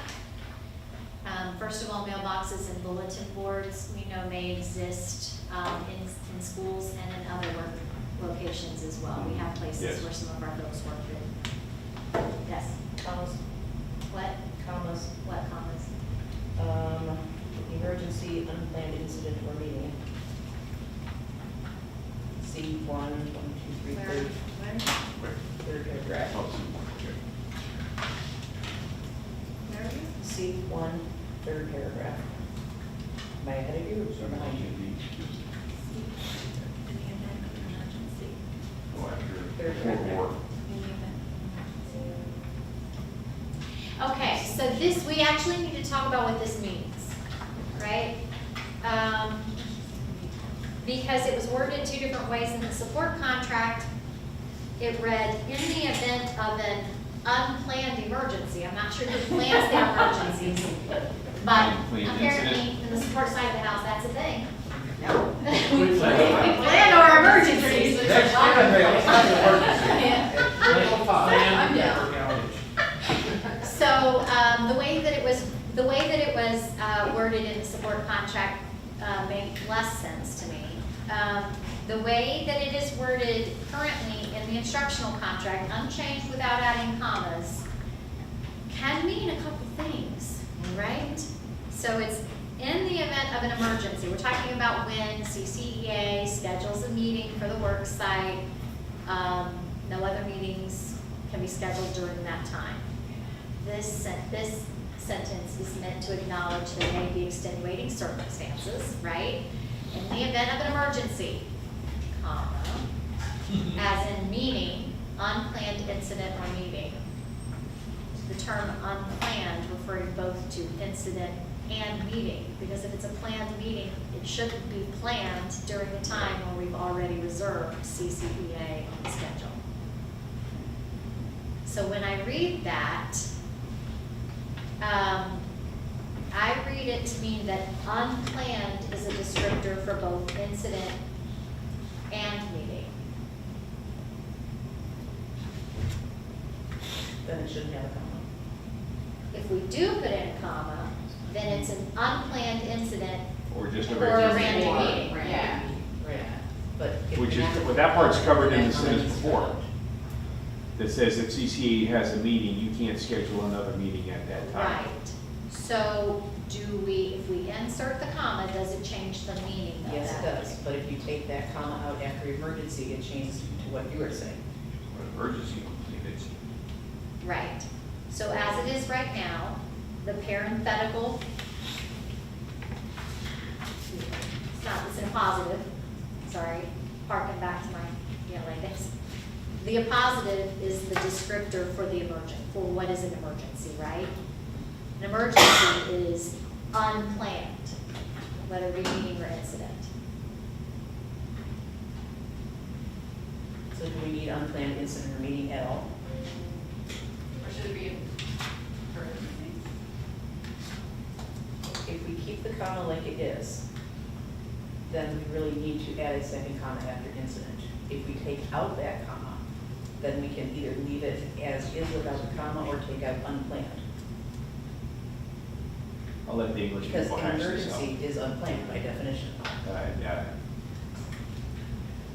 But if you put the other comment in after incident, then you need to add the word unplanned again before meeting. So you don't want to just talk about any meeting, you want to talk about unplanned meetings. Right.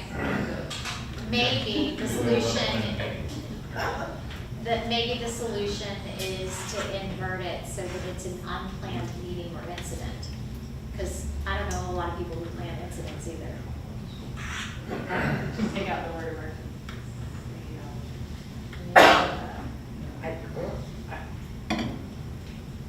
Does everyone know what the word emergency means?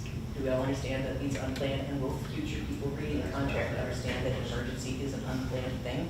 No. That's why I'm thinking we need to clarify that. In the event of an emergency. Reschedule. Don't think they're out. If the issue is that we need to use This is the, if the we're trying to final use emergency, If you can't unplanned figure out incident or the meeting as the qualifier for what an emergency is, Yeah. I see parentheticals dealing with that, moving on. Like, I don't think we need to spend that much time on this. Okay, so rather than utilization of the commas, you're suggesting that, Does that work? Then you have to take the comma out after emergency. right? But does that, Yes, I mean, it clarifies what is an emergency, so there's no 3 years down the line, someone says, that's not what I understand an emergency to be. okay, I'm not trying to be pedantic, it's just, these are the kind of things that come up with. We appreciate it. well, and we know what it means, and to discuss here what it means is fine, but to make sure that the people who follow behind us know what it means without one of us having to explain it is the Exactly. important thing, right? Is that what you're talking about? I'd be able to explain it perhaps a little bit better. So, I understand that. Diana, does that remedy the issue? If you take that comma out, yes. Okay. The commas, it has to be struck, I can't just drop it. I mean, yes, strike the comma. Okay, all right. And the second, what's it say? Turn to see. The comma after. The parenthetical, Gotcha. the parenthetical makes it, that's the definition of emergency, right? Okay, I will replicate that in the other as well. Actually, before I get away from this, because I'll forget to do it later.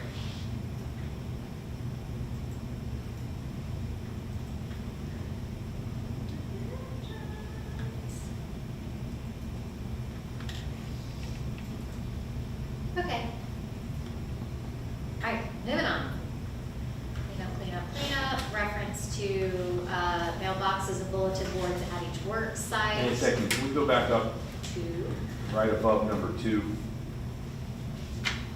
Mainly in the support contract. That does read different for support, Yeah. for a reason, right? Well, it says that we need to use at the end of the student day at school sites, other sites, at the end of work day, to attend at least one countywide association meeting. That's only because with True Time, we do have the clock in and clock out thing. I just want to make sure just like we can't say to people, hey, early release day, you don't have to come back after lunch. Right. But you have to. Maybe excused without penalty. TDA or something like that, that were to be done, TDA is the temporary, that would cover that. There shouldn't be a sub involved because it's after student contact time.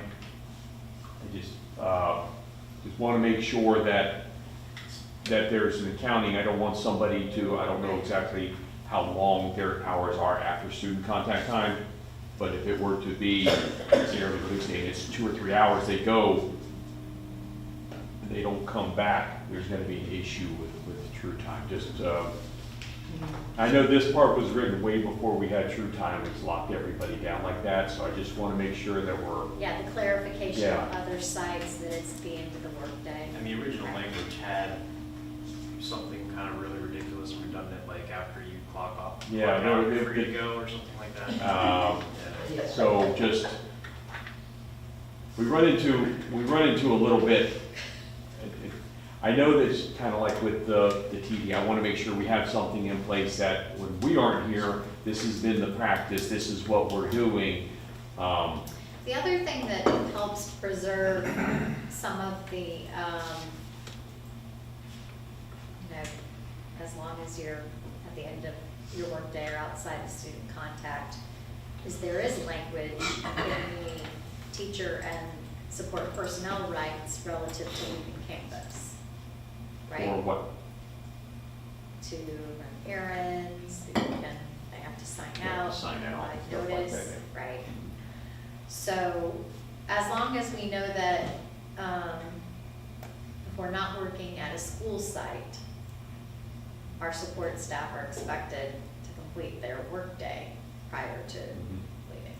Yeah, I think it already covers it. I just want to make sure, because if they leave at a school site to go attend a meeting, Right. at the end, but it's at the end, it's not the end of their workday, it's after student contact time, are they clocking out? Support staff. They would have to, but then, Christian, they are now going to have to make up that time or put in Right. so personal time. TDA. And you, that's why, I'd probably just mention TDA, because if you're going to an association meeting, as it says in contract, not trying to make it harder, and I don't know if TDA is the word, the phrase we'll use forever, just, Right. put it out there. I don't want there to be a problem in the future. It's the system we have. Yeah, and that may change, I have no idea, but I just, does everybody understand what I'm saying? I don't want somebody to have to put in personal time because they're going to a meeting, and if it was a regular student, I'm thinking early release days are typically where this runs into, where you may have a meeting and you're leaving an hour to go, I'm gonna say from IPS to over here for a meeting or something like that, or association meeting, and happens to be in this room, okay, but you're taking the TDA to do that. Do you clock out You'd have to Yeah. clock out. If you You're had- going from like this yeah. side all the way to the other Yeah, side. if you had, if you put in a TDA for it, it would be covered by that. There would, Time won't show up on the timesheet. right, and there's not a need for a sub because there are no students. That's the part we always talk about, you know, the sub would be provided. There's no student contact, so we shouldn't need a substitute for that. So TDA wouldn't be an additional cost to the association, I'm using that word better, association. But it would be documentation, say I'm going here to here at this time, because I'm not clocking out from there. Yeah, And they'd have to come out TDA principal approval. Yeah, I would say, hey, I'm going to this meeting, principal approves, and then, so would it have to be a paper TDA?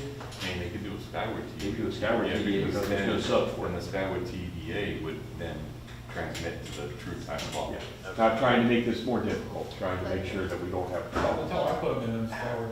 But you would have Would you to want me to sub? educate your support staff on how to do that. I know, I'm just trying Yeah, to, it would be helpful because Yeah. we actually don't know. well, it would also be on the association. If we're hosting a meeting, and a site leader meeting, for example, It would be. That's a good point, yeah. it would be, the association has a responsibility to advise people of their rights under association rights. If you're a late school, but students are gone, you have the right to leave, just need to do the TDA to make Mhm. sure it's documented. When you say students are gone, you're talking about the official dismissal time? At elementary is 3:35. well, no, it depends, what are the, after the student contact day, I mean, if your duties are do that, because if we have support staff and their time is from here to here, but they're still dismissing, and it's part of the regular dismissal, not because, you know, there's traffic accident and, you know, buses are late or this and that. So it's an issue for support staff because they have to clock in and clock out. Yeah. They're hourly employees, so I just want to make sure that we're all on the same page for this, and that there's no confusion on Yeah. this. The intention is not for them to be taking their personal time. I've never taken it as such, but as Val said, when we are not here to discuss that, it needs to be clear in the contract. The intent is for them to put in a temporary duty assignment, because they're going somewhere else, they can't physically do true time from there. So should we alter that language? For Yeah. support, and a temporary duty form will be submitted as necessary. Yeah, and if it's after student contact day, we don't need to put the part in there about paying for a sub because the student contact day is over. We could, but I don't see, does anybody see a reason for us to put the association will pay for a substitute at the end of the student day? I'd say, I don't see why we would, right? We shouldn't have to, so we just put, temporary duty pay for. What do we use for the other phrases? I know we used it for, association rights, didn't we, for the negotiation rights? Whatever language we use there, just take off the part about needing a sub, should probably slide into this pretty well. Yeah, let me see Do if we I need to can. do anything about administration approval, because TDAs have to get approved by admin through Skyward? 15-minute notice. Oh, thank, I didn't realize what time it was, thank you. I don't think it was, because, you know, they're gonna be out. Yeah, that's a good point, Val, that they would, because if it's a TDA, the administrator would need to approve it, so they're gonna need to notify the administrator in advance, can't be post after TDA. But that also covers them, Val, if they're traveling or something like that, That's true. something were to occur, it Yes. does cover them to show here's where we are, here's the time I'll be leaving. Because if not, they'd have to drive back to their school site to clock out. And that causes an issue, because then we have overage, and then there would be costs associated with that. Forgot about the administration needing to approve that. So does it, because I think the TDA, what do you call them? TDA, temporary duty assignment, TDA. Okay, so your TDAs are, I mean, that's the standard practice. If we use a TDA, we're taking it to administration for the Right. children. Just a couple of The paper one, like if you need a sub, there's a paper one you fill out, Uh-huh. because there's a costing strip for the sub. But if you're just going to a temporary duty, say you're working at Citrus High, but you're going to, I'm gonna say the TRC for CPR training or something like that, I think that's still the TRC. You'd fill out a TDA, Okay, right? Even if it's a work day, fill out TDA, because my temporary duty's over there, go over there, do my thing. I may be leaving straight from there to go home. So you put in your hours and it's put in. So if not, then if you live in Inverness, easy, I drive back. If I live in Lecanto, that's a pain in the rear end to drive back here, clock out, and drive back to Lecanto. So we do have electronic ones that don't require a sub, but if we just put temporary duty, you know, needs to be approved by the administration, that just covers it, because we're not saying that there's a sub involved. It's after the end, it's after the student day, so there should not be a substitute involved. Substitutes are needed to provide coverage for the students. So does that resolve it? The association member will submit a temporary duty form if necessary? How about request instead of form? Yeah, I would say, because it may not be a form. Okay. I'd say if you have a request, would that make sense, Brenda? Yeah. Yeah, temporary duty request if necessary. And that would be temporary duty Yeah, because they may, if you're having an early release day and you're working at a late school, it could be that the meeting ends and you've still got 2 hours left before your contract ends, you may have to go back or do something there. Because it may not be necessary. So that's a good use of that Do we phrase. need to put the word assignment in there? Because it's TBA. I don't know if it's always gonna be called that, but I would think it would always be called a temporary duty, assignment, form, whatever. We just say temporary duty, I believe that should cover it. Because I don't know if it'll always be a form. I mean, we're moving away from that more. And it's really simple to do, it's just like, Yeah. when you sick time and just. If you go, it says, temporary. one of the drop downs is temporary duty, and Okay. if you don't need a sub, you don't need the form. And in And the that's future, we may not need the form I either. fill out both every time, and I Yeah. never need a sub. And that's applicable It doesn't hurt to for fill out both. Yeah, okay. support only because they're hourly, you Yes. have to clock in and out. Right. Gotcha. I mean, instructional can do that as well, but it's not required because they aren't, they don't have to punch out at the end of the day and do whether it's true time adjustment or whatever, they don't have to do that. So they would have a TDA when they leave campus early, they would punch out, but it's logged in Skyward that it's a TDA? To help support. Yes. Yes. That's why you do it ahead of time.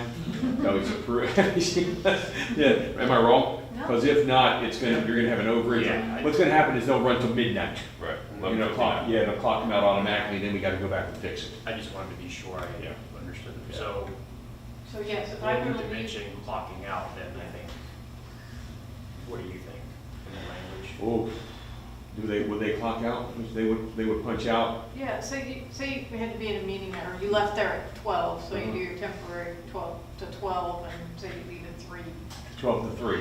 So you clock out You at 12. clock out and your then TDA temp- would pick up from 12 to 3. Your hours would go in temporary duty 12 to 3. So you would put, you're right, so you would put in, because you've had to do this. I do it all the time. Yeah, he does all, so you put in, I don't want to punch out, what's the phrase? Clock out. Clock out, yeah, you can clock out, which is why you have the temporary duty approved, because it would pick up from that time. Anytime you have to clock out, you'd want to do the temporary duty. We're gonna need to, If you didn't get back in time to. What, Sickers? so, If you messed up? it's, the way that I read that, you're gonna clock out, and then you're gonna hand a temporary duty request to your principal. No, that would already be done Yeah, in that's- advance. That's what I'm saying. Oh, gotcha, okay, Yeah, so in yeah. advance, you would submit it in advance, so it's already in there, so when you clock out, it's already good to go. There's no, you having to make it up, or, I'm perfectly good with that. But if not, we will have employees that would have to come back to the school site and clock out. Okay, sir. in advance, In you want the word advance. in advance In- there. Yeah, in advance if necessary, to clock out day of. Clock out when leaving for the meeting. That, yeah, something that like works.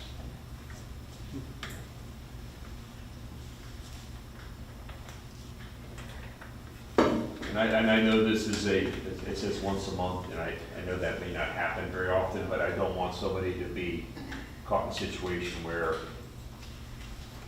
And I don't know if it's future, but it's not currently our practice to schedule Yeah. meetings that would involve staff leaving a campus during. No, but to your contract hours. earlier example, I could see it being applicable in scenarios where we're offering like a special event preparation for ratification, we might hold an early meeting for Yeah, people to yes, you stop know, and pick up materials and. I know this is more of a singleton and maybe a one-off kind of thing, but we don't know what it's gonna be in the Right. future. So, as you talked about, how do we explain this to people who are not, if it's not us, what our intent was, because we're cleaning up a lot of things that I'm sure were good intention at the time. With a little more explanation, I thought. It's interesting that the support one reads at least one per month, but the instructional doesn't have the words at least in it. I don't know if that's any kind of, if there's a reason that they're different or. It's good to tell. I have didn't- no- and I have no. The way that the support is written, where things are entire paragraphs versus bulleted out, makes it impossible to be able to read it and explain it to people. So, I mean, this is so great that we're making this where it is something that is legible. People can actually understand what it says, because it hasn't been. So the instructional one says to attend one countywide association meeting per month. Yeah, and then the support one says to attend at least one per month. Right. Support like to meet. Yeah. Yeah, at They least. have a monthly They meeting. do love their Yeah. meetings. I can I make don't it. have anything. The Let's whole make it idea match. is to make it match, so. Make it match. I like it. And again, with the support one where it says at the end of the workday, which is why we would have to do this, because they would not be Yes. able to come back and clock out. Yes, Mhm. so Right. that's So that's where it. it varies. is Yeah. Right, no, I know they're gonna vary procedure for some of those Yeah. things, but I just didn't know the Yeah. whole. Yeah, if it's like a full day thing, not a problem, they got a TBA in the whole time, it's covered, but it's the coming, they have to come back to work. And I don't believe this was a problem before we had Skyward, or True Time locked in like that. Right. We could probably do paper adjustments and stuff, that doesn't work between the True Time and Skyward, doesn't work that way. That's definitely cleaner, so Yeah. I'm gonna save, so I don't lose. Cause that's never happened to me. And let's see if we can get through the rest of this and then we'll talk about lunch. All right. Did we still have support? I'm still on support. Okay, no problem, want to make sure I'm looking at the right one, they should be very close to each other. So the public address system, it's, just cleanup, Mhm. right? Trying to make it match, the way that it's worded in the instructional. And I did manual. not realize, if you look, like on instruction one, the last line there, I did not realize, that it always just said his designee on several things. Yeah, where I saw those were not, I thank you, I never realized that, I just scanned through it so quickly, that those were listed as such. yeah, okay, so back to mailboxes and bulletin boards, right? Mhm. Both the support and the instructional. Just trying to clean up a little bit. My understanding is that our support personnel have mailboxes. Yes. So I'm not sure why if assigned is even an option.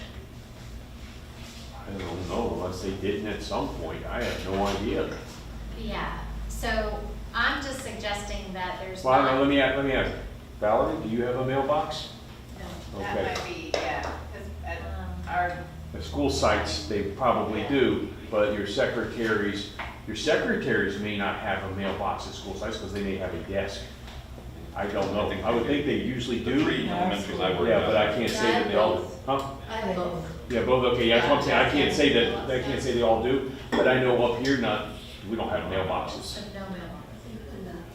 I don't believe they do in maintenance, and I don't believe transportation does over here. They may they do at the compounds, not here at the 300 building. So that's really mostly district offices, don't have Yes. mailboxes. Non-school sites, I would say, would probably be where it occurs. You have a mailbox, don't you? Yeah, I'd Okay. say non-school So sites. then I will revert back to original language, because I think that we do have members that work out here in district office. Okay, support personal boxes if assigned. And the bulletin boards for the following purposes: notices of association meeting and events, matting events, simply because not everything we do is a meeting. I know it sometimes feels like that.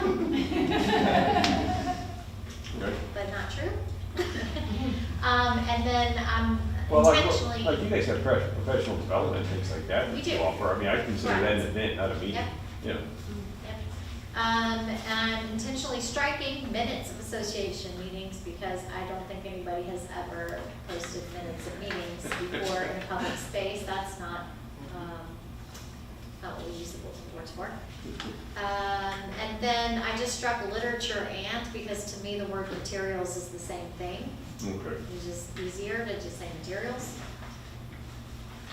In the support contract, there was not a prohibition on local political endorsement by the association, its members or subsidiary organizations being excluded. And we don't want our folks, that's not a Yeah. allowable thing, that's not just a contract restriction, that is just not allowable. And we don't want people running realize amok, that. right? So, electronic communication, I want to point out in both contracts, I'm green striking reference to the board agreeing to make available an adequate number of phone lines, telephones, for private use. That speaks to the individual employee's rights. Is that the one moved to working conditions? Yes. Okay, I thought so. Well, employee rights, like teacher rights or. Okay, I'm sorry, yeah, I remember it was Yeah. moved, okay. When I first saw it, I thought you were getting rid of it, I'm like, all right, that's odd. Yeah, no, we're keeping it, we're just putting it Yeah. in the right place, I think. But we are leaving the reference to where there are electronic bulletin boards and electronic mailboxes available, the association shall have similar access to these media. And then leaving the criteria for 24-hour notice, I just cleaned it up so that it reads a little bit nicer about the colon, right? So no 24-hour notification or CCBC required for electronic communication to association bargaining team members for the purpose of negotiation and notifications or reminders of meetings. Same thing, Bob, just try to clean it up so it's easier to read, right? Clean up board meetings, at the support contract, the reference to board meetings is kind of hit and miss all over the place, some of it missing entirely. So what I did was I cleaned up the instructional language for Okay. board meetings Copied and it. then copied it over, Okay. right?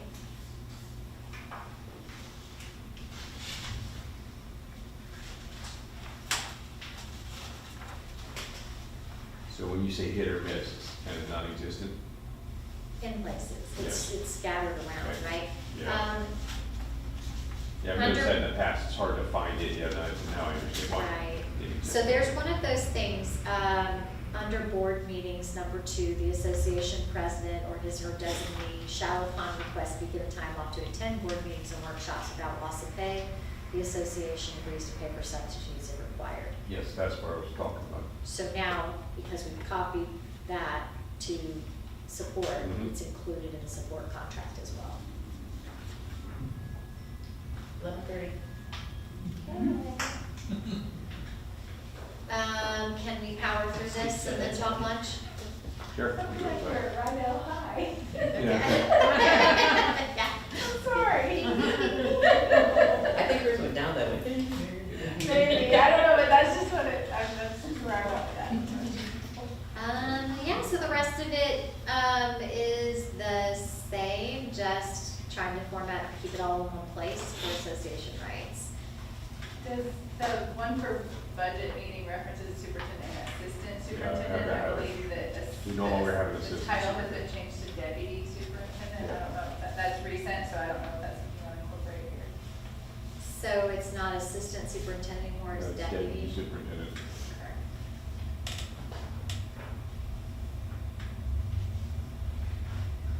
Is there a way of future-proofing that at all, or does that just need to change to deputy for now and if it changes? That's like saying the district budget kickoff meeting is always gonna be called that. Right.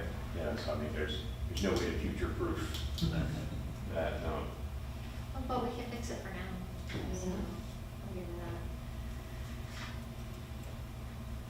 The one Look right at you above knowing it, this district so well already. Good for you, girl. Val, the one right above it talks about, the association president receive notifications between emails, changes or updates to policies, evaluations, health insurance. Now, CCA has 2 members on the health insurance committee. So we need to also email Christian, even though we're emailing the 2 CCA members on the committee of, Well, for it to be association representative, it's Christian that does the appointment who sits on. that's what I'm saying, but do we need to email him if Diana, are you here for CCA or are you there for the school proposal? I'm CCA. CCA, so if we email her, is that the same as emailing Christian? Only if he's designated her. I mean, he chooses. Yes. We don't pick the people. I want to make sure, because it doesn't matter to us if we send it, we just need to know if we need to include Christian on the emails that go out with, It's not a bad idea, bad practice to always copy the president so that the president can monitor, what's happening. So that's not a bad idea.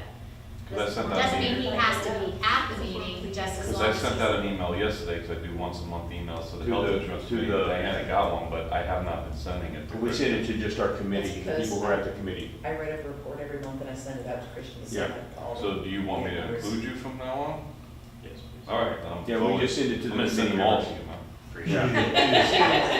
And you're gonna get every single email that comes out about anybody who hasn't done their enrollment beginning Monday. Yeah. Congratulations, Christian. He's now thinking, oh. But at least then, he's less likely to be So- blindsided when. We just wanna make that problem sure, crops up, yeah, we right? want, We'll because see it coming. Brendan's been sending these out, like I said, every month, not just meetings, but he's been sending out anytime the claims come in, he's been sending out updates. We just wanna make sure that, Yeah, that we're following what needs to be followed on that. Yeah. You're getting one now, huh? Awesome. Put him on all the lists. Send him all the emails. Okay, here's where I need help, and maybe before we deep dive into this, maybe this is a good time to talk about, how are we feeling about lunch? Just let me know, I'm good with whatever you're Is doing. everybody okay to keep going? We're not, okay, because we did have coffee and some donuts if somebody just needs something to nibble on, right? Okay, so the school board calendar. I took staff, based on the conversations we had in the cleanup subcommittee, Mhm. at trying to fix this language so that it would reflect a little bit more clearly what that process looks like. And I'm almost probably 100% certain that I did not get it 100%. So, let's look carefully and see if our, school board calendar language is anywhere near accurate. Start with the instructional, because you'll see our first instance of like the red text is coming.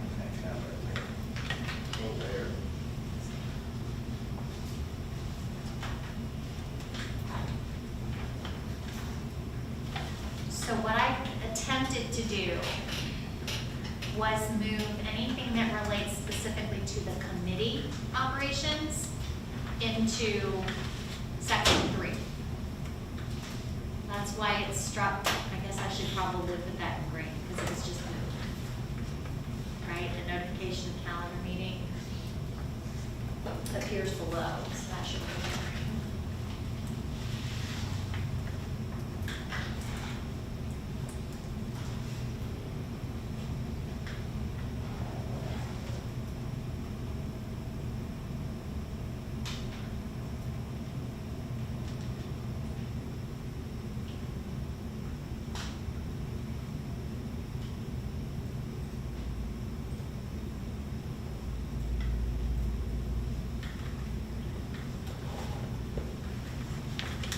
You're good.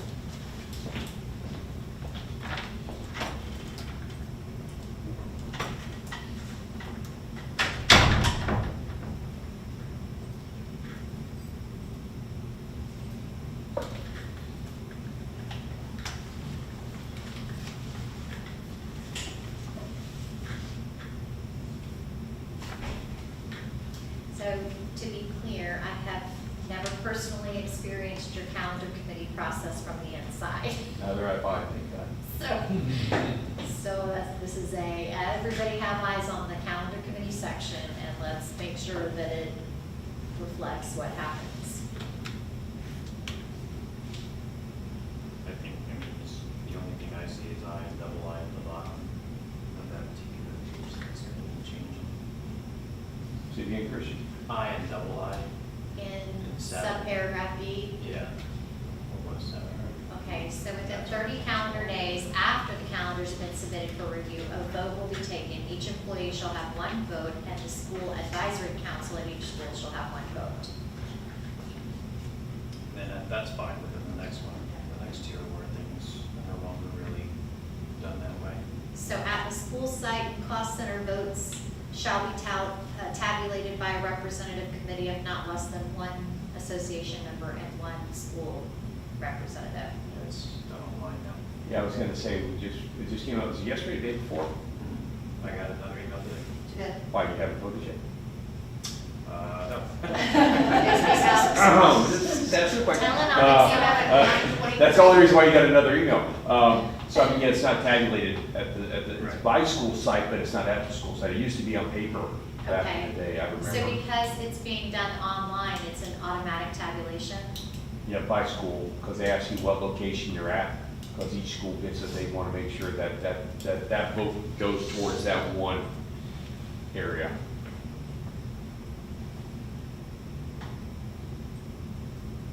Okay, so we could strike both of those subsections and simply add onto E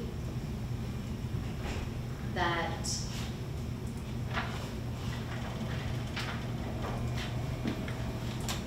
well, we don't tabulation. Do we need to specify the tabulation?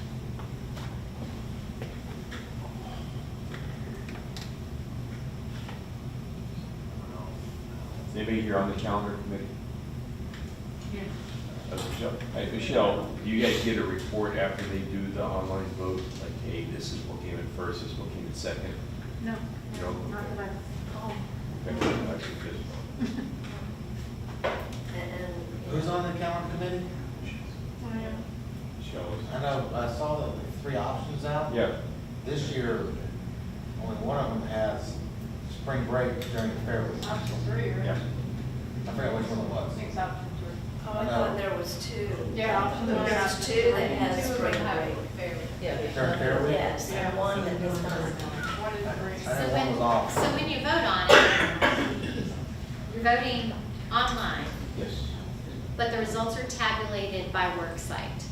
What happens is because I voted when I was supposed to. You go in and you ask, hey, what is your work location? You know, and have them next year with the Inverse Middle School, by the way. But you drop down to your work location and then ask you which calendar, you know, there's an attachment, you can look at the 3 calendars, this, and this. But then it goes through and asks you, hey, what was, some other questions, what was the main reason for this? What was the main reason for this? Which one would be your second choice? This year What's they're on there? asking for a second choice Yeah. because it has to be more than 50%, Yeah.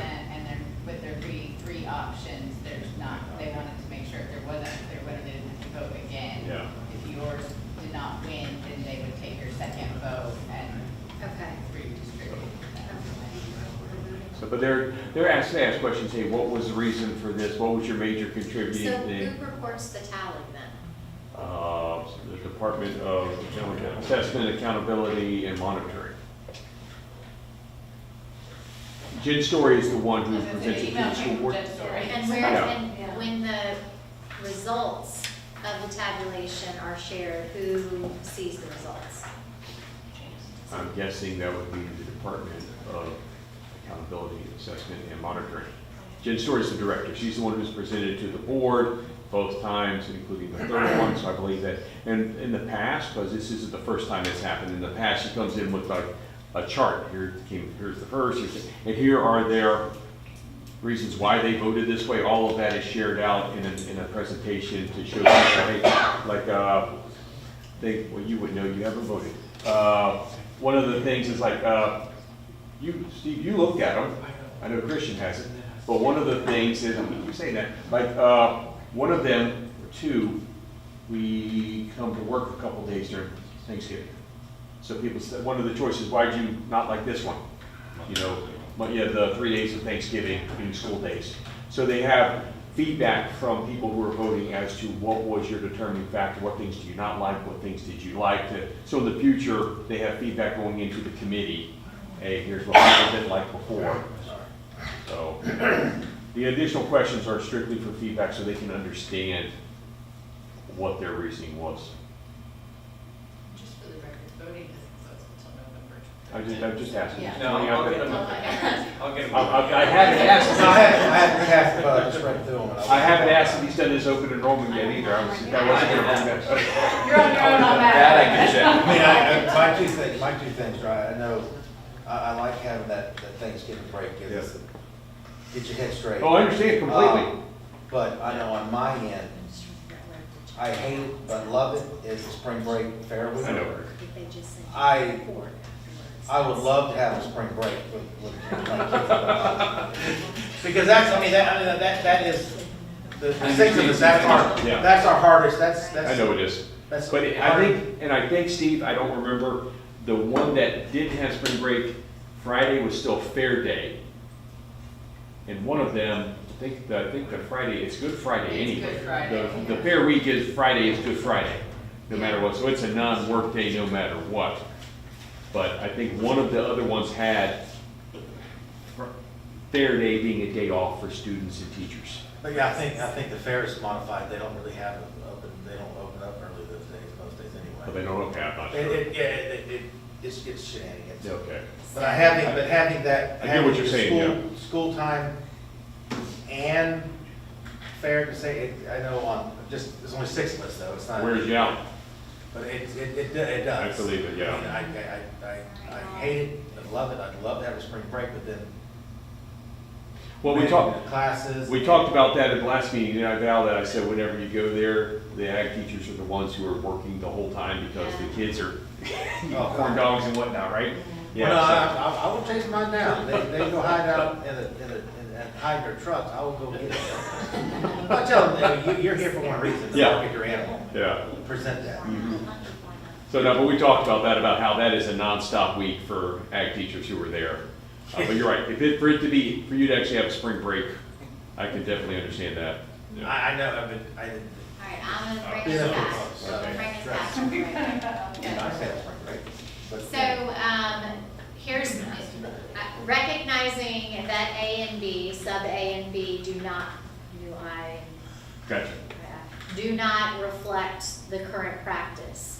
And also recognizing that actually for CCEA is the accountability piece in the voting, Okay, gotcha. right, the tabulation. Our suggestion would be strike A and B below. Okay, That doesn't happen.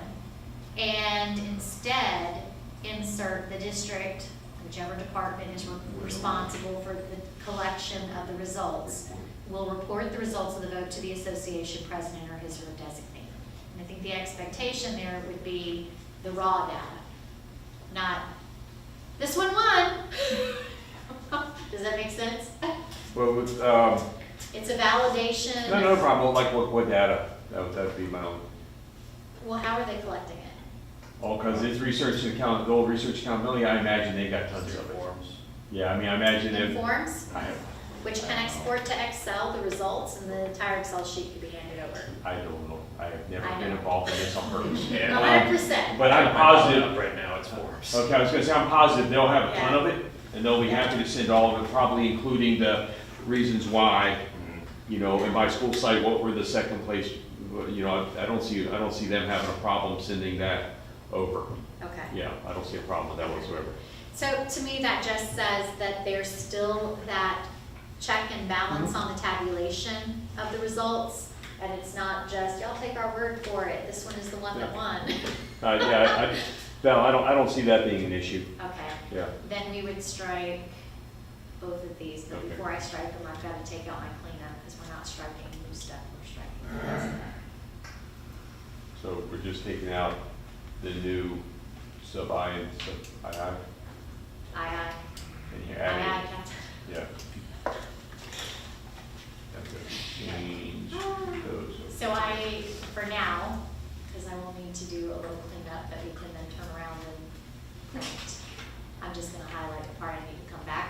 for cleanup later or how we done both contracts.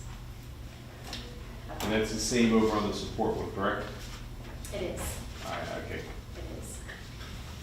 And then the last thing in the calendar committee approval, whatever process, new G. The calendars rejected by the school board, the calendar committee shall reconvene to act upon specific recommendations of the school board, and the process shall begin again, period. Right? Yep. Because there's no step four. I went back and looked even, I couldn't even like begin to understand what step four was. Kind of read to me like the grievance language all over again. I didn't realize until I saw you start doing it, I'm like, I don't need, what was step 4? And then I said, it doesn't matter. Yeah. Get rid of it, yeah. Just do over. We'll start again, yeah. Do over. Okay, so the one thing that, because we're not gonna be able to declare a TA on this at this moment anyway, but Yeah. the one thing that is a variation and new on the support side is, in order to both mirror the structure of the calendar process section, and also have a place to support our proposal of an additional paid holiday. I'm recommending that we include what has been or will be struck from Article 9, work year, work week, work day of the support contract. Paid holidays is captured there. And since paid holidays are captured in the calendar portion in the instructional contract, that seems like the right place to, so that it's considered as part of the calendar process.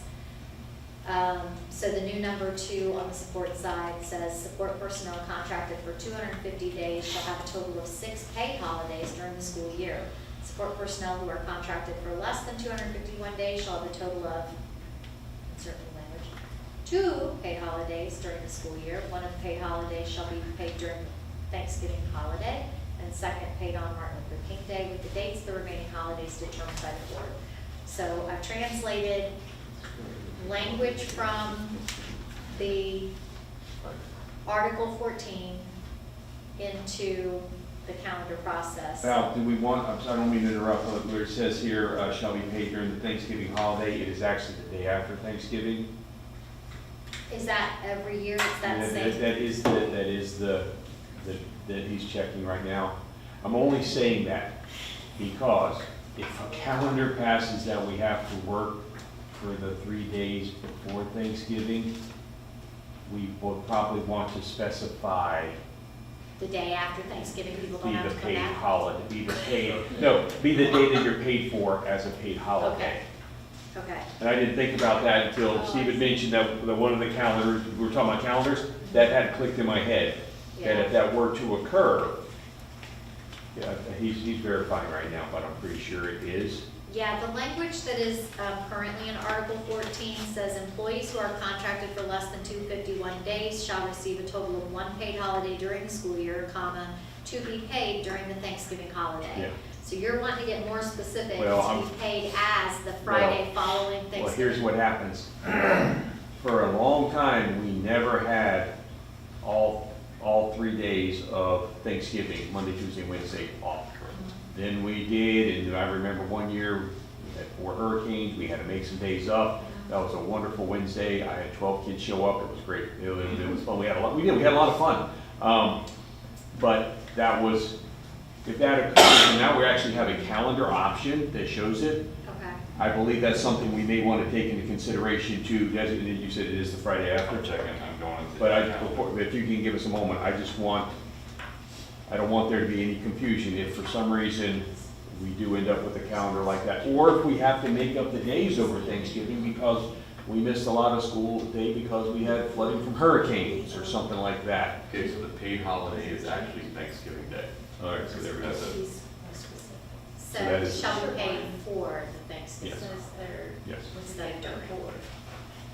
Not trying to get in the weeds, but since we have calendars that are kind of out there, I don't want us to, we happen to be working on this at that time. I'd like for us to- On each individual calendar, it Always says Thanksgiving. PH, paid holiday. All right, so it's always, so for everybody, it's But even in the teacher contract, I know it only says Martin Luther King is the one holiday that's listed and the others would be, so. Okay, so I'm favoring the word for rather than on, because we don't want to give people the perception that they're getting a Okay. paycheck on No, Thanksgiving. no problem, I get it. Yeah, No. but I just don't want it to, On our calendars, it says PH on that. But that's a paid specific day, holiday, So, yeah. it's- yeah. well, if you think about it, the others are the holiday, like Martin Luther King is on the It Monday. is. Good Friday is on the most paid holidays, so I don't have to find the work. So, but I, like Fourth of July, that is the holiday. So this one, I think because like Veterans Day is on the holiday. 12-month come to work on the Monday, the day before. The holiday is the holiday. So this, for those who don't work that whole week, it may not make a lot of sense, but, and I think since we don't come back the day after, it's the reason why.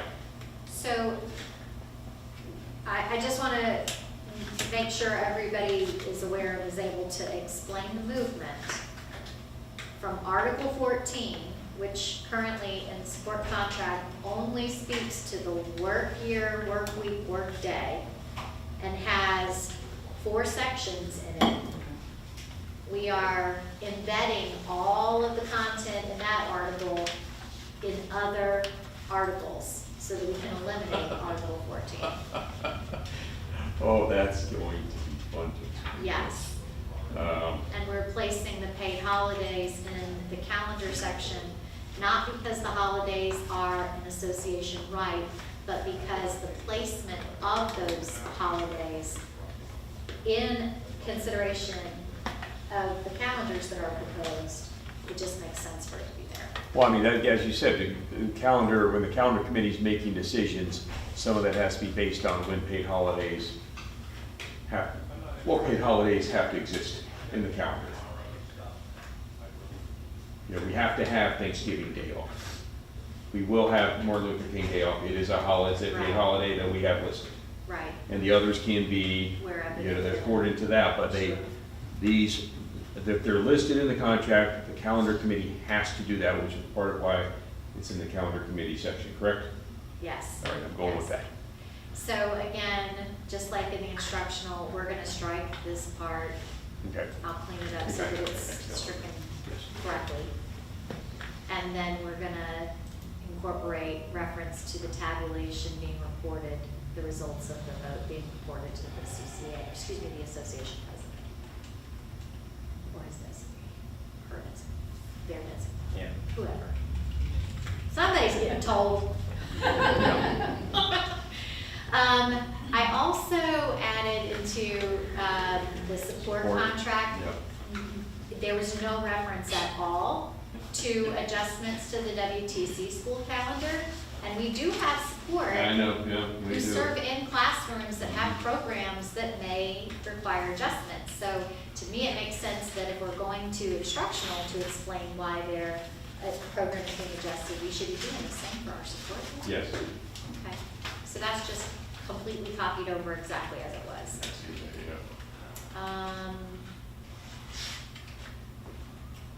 That, the green that you see struck here was just moved back into board meetings section. The employee-employer relations committee, lobbying and subcontracting are just being placed in a spot that it coordinates a little bit better with where it occurs in the article for instructional. And I do want to point out, I did not make a change, but it is an inconsistency. I won't say inconsistency, it's a difference in our support unit. That lobbying in the instructional unit provides for 12 days for the purpose of lobbying. Lobbying in the support contract allows for 6 days. And we can discuss whether or not it should be 12 and 12. I can guess that it's 6 intended for support because it's a smaller unit. But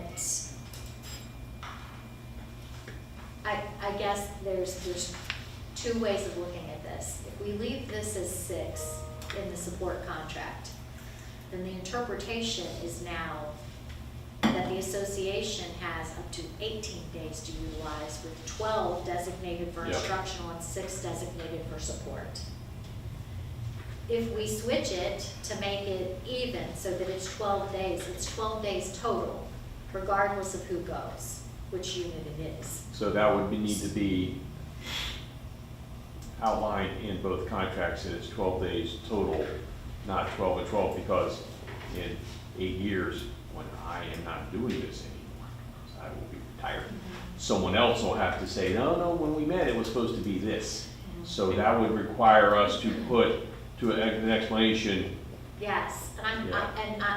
I am saying right now that having had other folks that spend their time drafting contract language, that if they had to take it to arbitration, we'd absolutely be able to demonstrate that because we've specified them separately, this number and this number separate, that it's a cumulative total of 18 days. 12 expended in this unit and 6 expended in this unit. If we change it to be 12 in both, then we need to clarify, are we meaning 12 for instructional and 12 for support, or are we meaning 12 in total? So before, I didn't want to make any changes there until I understood what our intent is, and then we can figure out how to clarify it.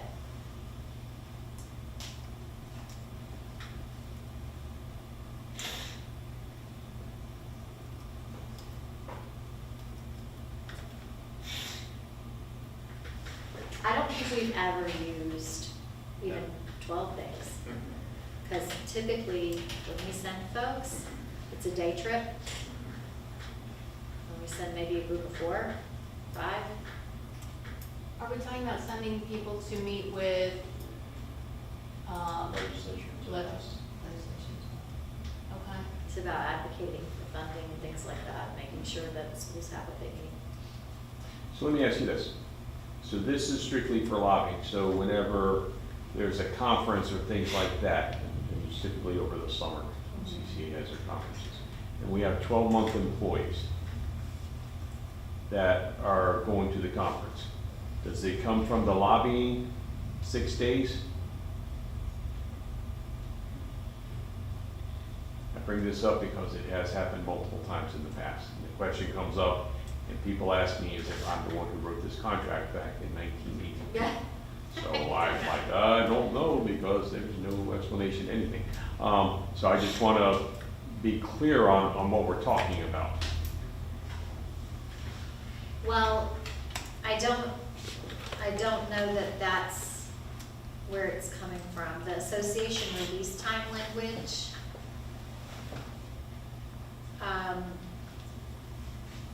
speaks to the association president or designee being released from assigned duties 1 day per month to conduct association business. The cost of the substitute paid by the association. So it's really the only other.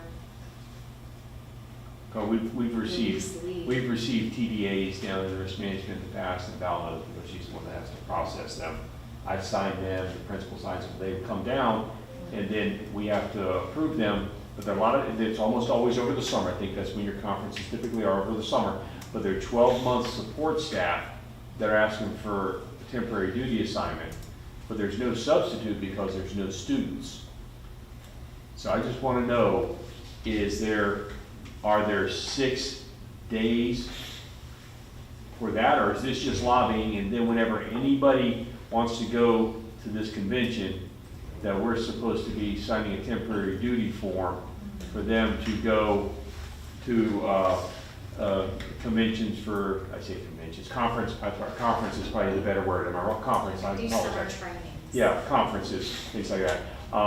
So I just want to understand, because it comes up, not every year, I'm not saying every year, but it's come up, and I don't know what the intent of this was at the time. And it hasn't been coming up every year, but it came up a couple years ago maybe. The years blend together just a hair, so I can't really say. But it's not every summer, but it did come up a few times. Yeah, Just from a sheer language perspective, it wouldn't work for that. because that says specifically lobbying legislature. Yeah, Okay, that's, we're not. so then we should deny the temporary duty assignments for 12-month employees, or it could be 11-month employees, I'm not sure when the conferences are. So we should deny the temporary duty assignment. I'm not, so,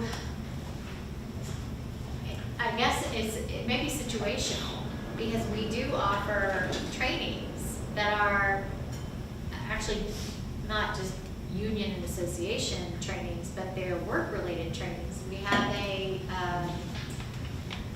de-escalation student behavior strategies, right? When we do CPR for training the trainers. And those are beneficial for applicable to work. These are, I know these are So- conferences, because that's, Yeah, you know, it's 3 days.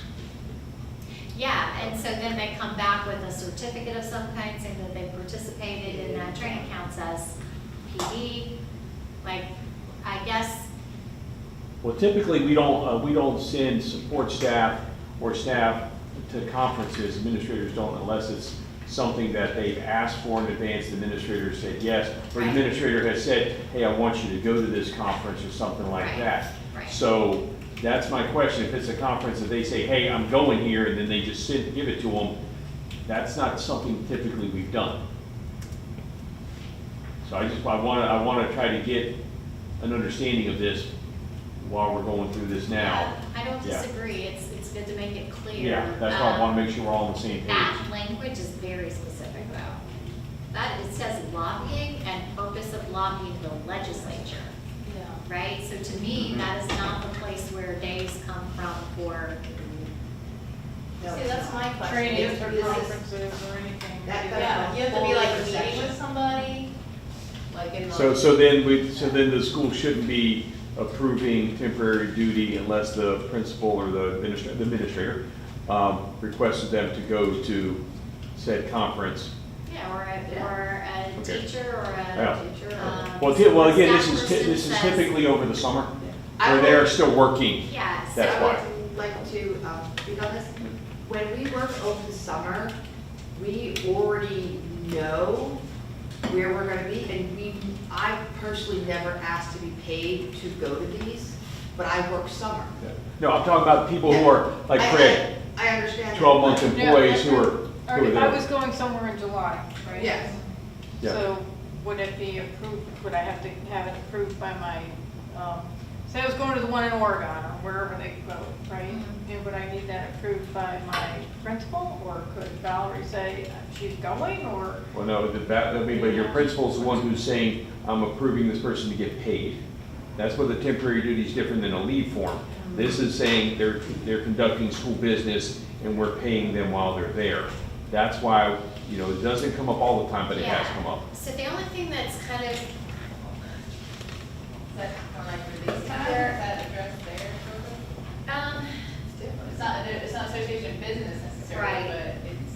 right, so we more frequently have occasions where the elected officer, the president, or his or her designee, needs to be available for association business, right?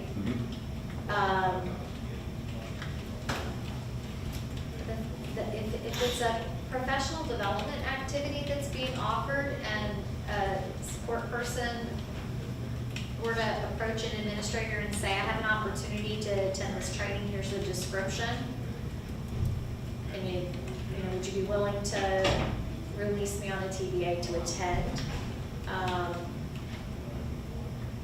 That'd be not the judgment call of the administrator to say this is work-related and therefore the TBA is appropriate, or?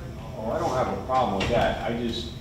I want to be, whenever the administrator says, hang on a second, I can't sign this because that means I only have one person working on the whole campus besides myself for blah, blah, blah.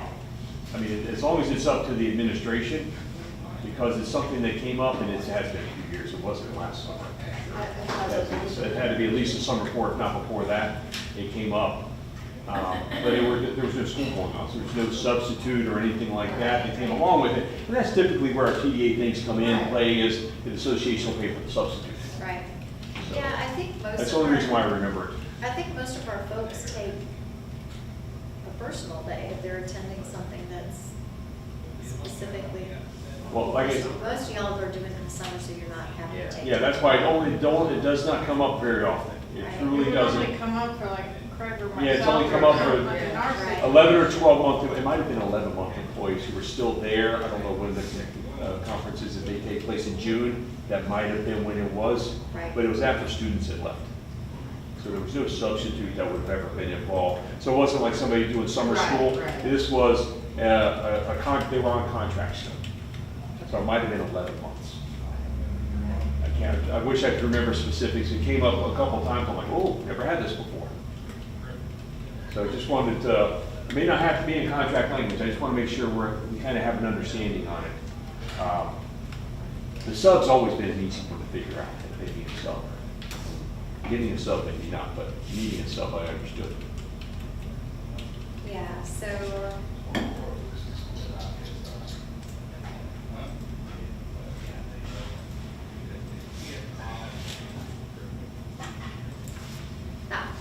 That section does not speak to that scenario. Say again? Clearly, that section does not speak to the scenario we're discussing, the summer trainings and things. I don't think there is a section that really speaks to that. I think it's something that, I don't know if it's just something that didn't happen as much, maybe. Especially back when support was written, the way it's written, there's no telling. I just don't know if there just wasn't much that was happening during that time. Summer, if you will. So if we're thinking just about the lobbying language, then something we need to determine is, are we leaving it at the 12 and 6, understanding it's a total of 18 days with 12 allocated to instructional and 6 allocated for support for the purpose of lobbying alone? Or to bring them equal so that there's equal opportunity, 12 in both, understanding it means a total of 12.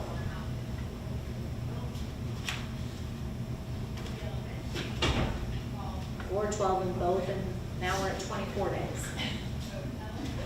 I just think if we have to, if we're changing it, we need to know what we're changing it to. If we're not changing it, that's one of those places where it's just a little different for one contract than the other. That's one of, One of them. yeah, okay, one of many. Okay, Okay, so do we sorry. do 12 and 12, or do we do? I'm fine personally with keeping the language as it is, if there's no objection. Yeah. Yeah, I I don't have an agree. objection, but I just want to make sure that we have all. Leave it, leave it as Really?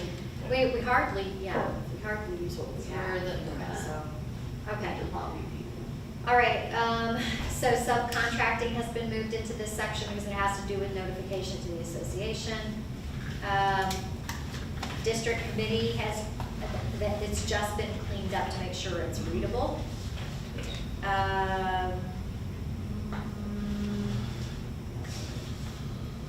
Moved. Bargaining unit data stays the same. Here we get into the association release time. So the- Now, if you, was bargaining unit data the same in the instructional contract?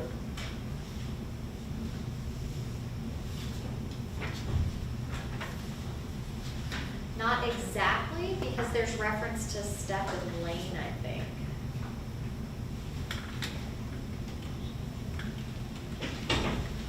Okay, I have one in here.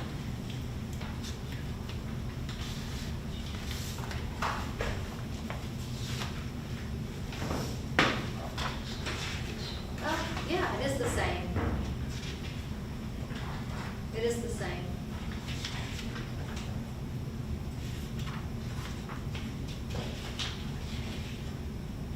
And I will come in and give credit where credit is due. We get those reports right on Yeah. time every month. Right on time every month. Yeah. So yeah, the bargaining unit data is the same contract to contract. The association release time has just been relocated into association rights. That's the 1 day a month for the association president or designee.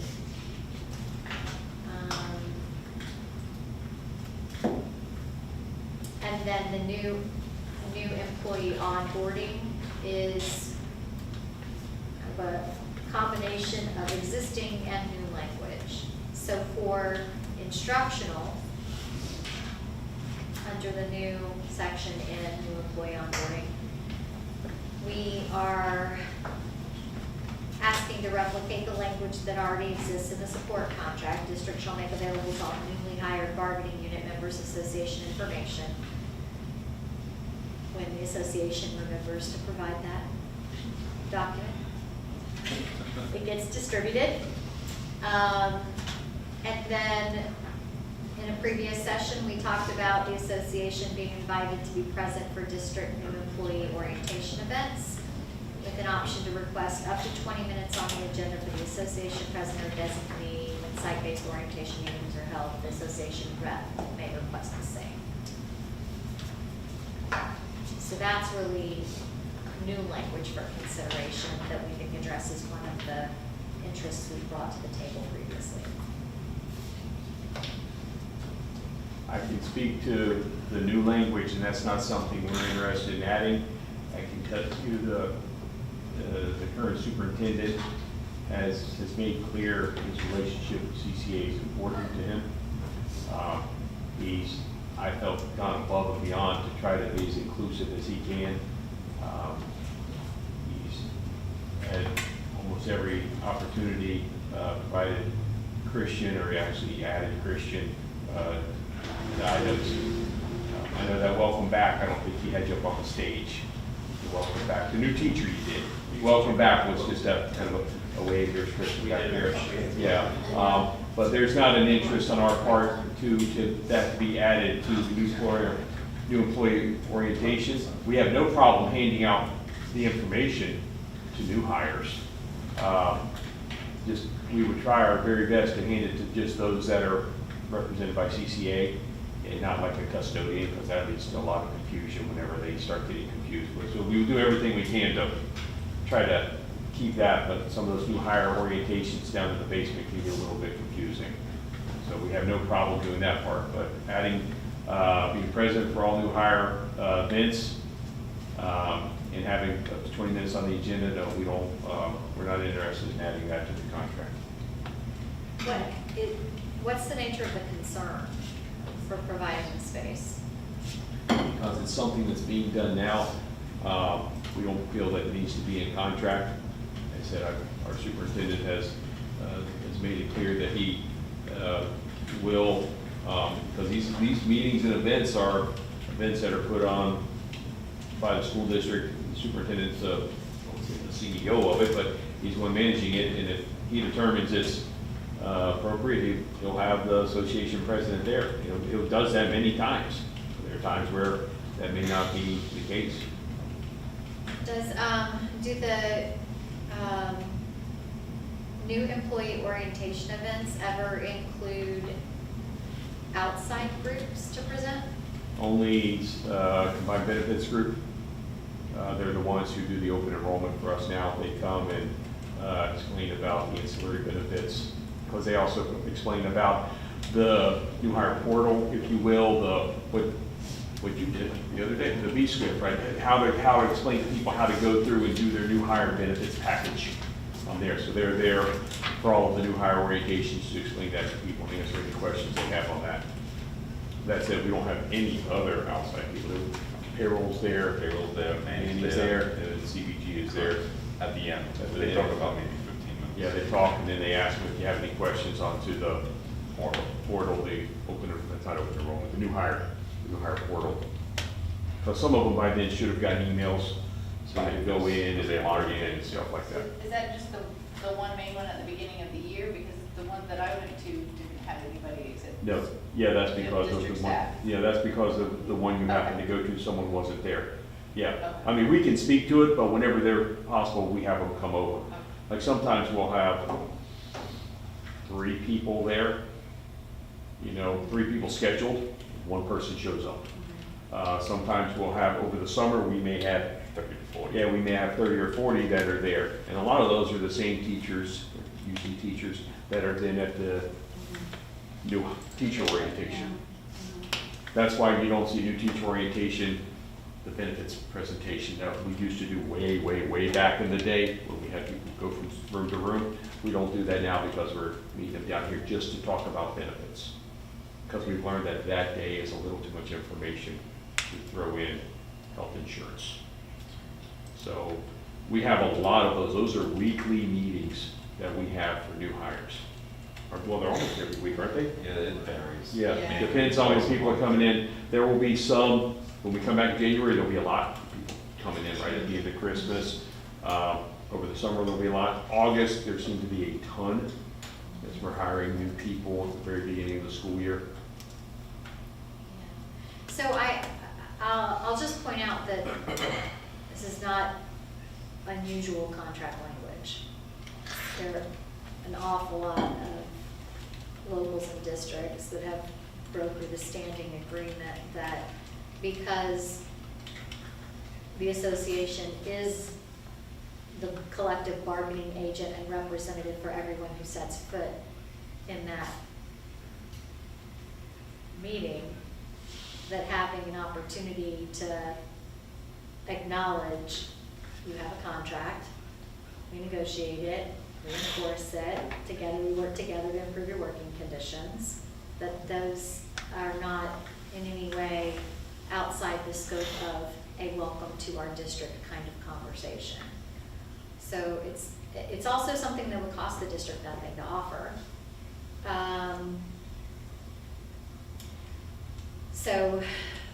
I guess I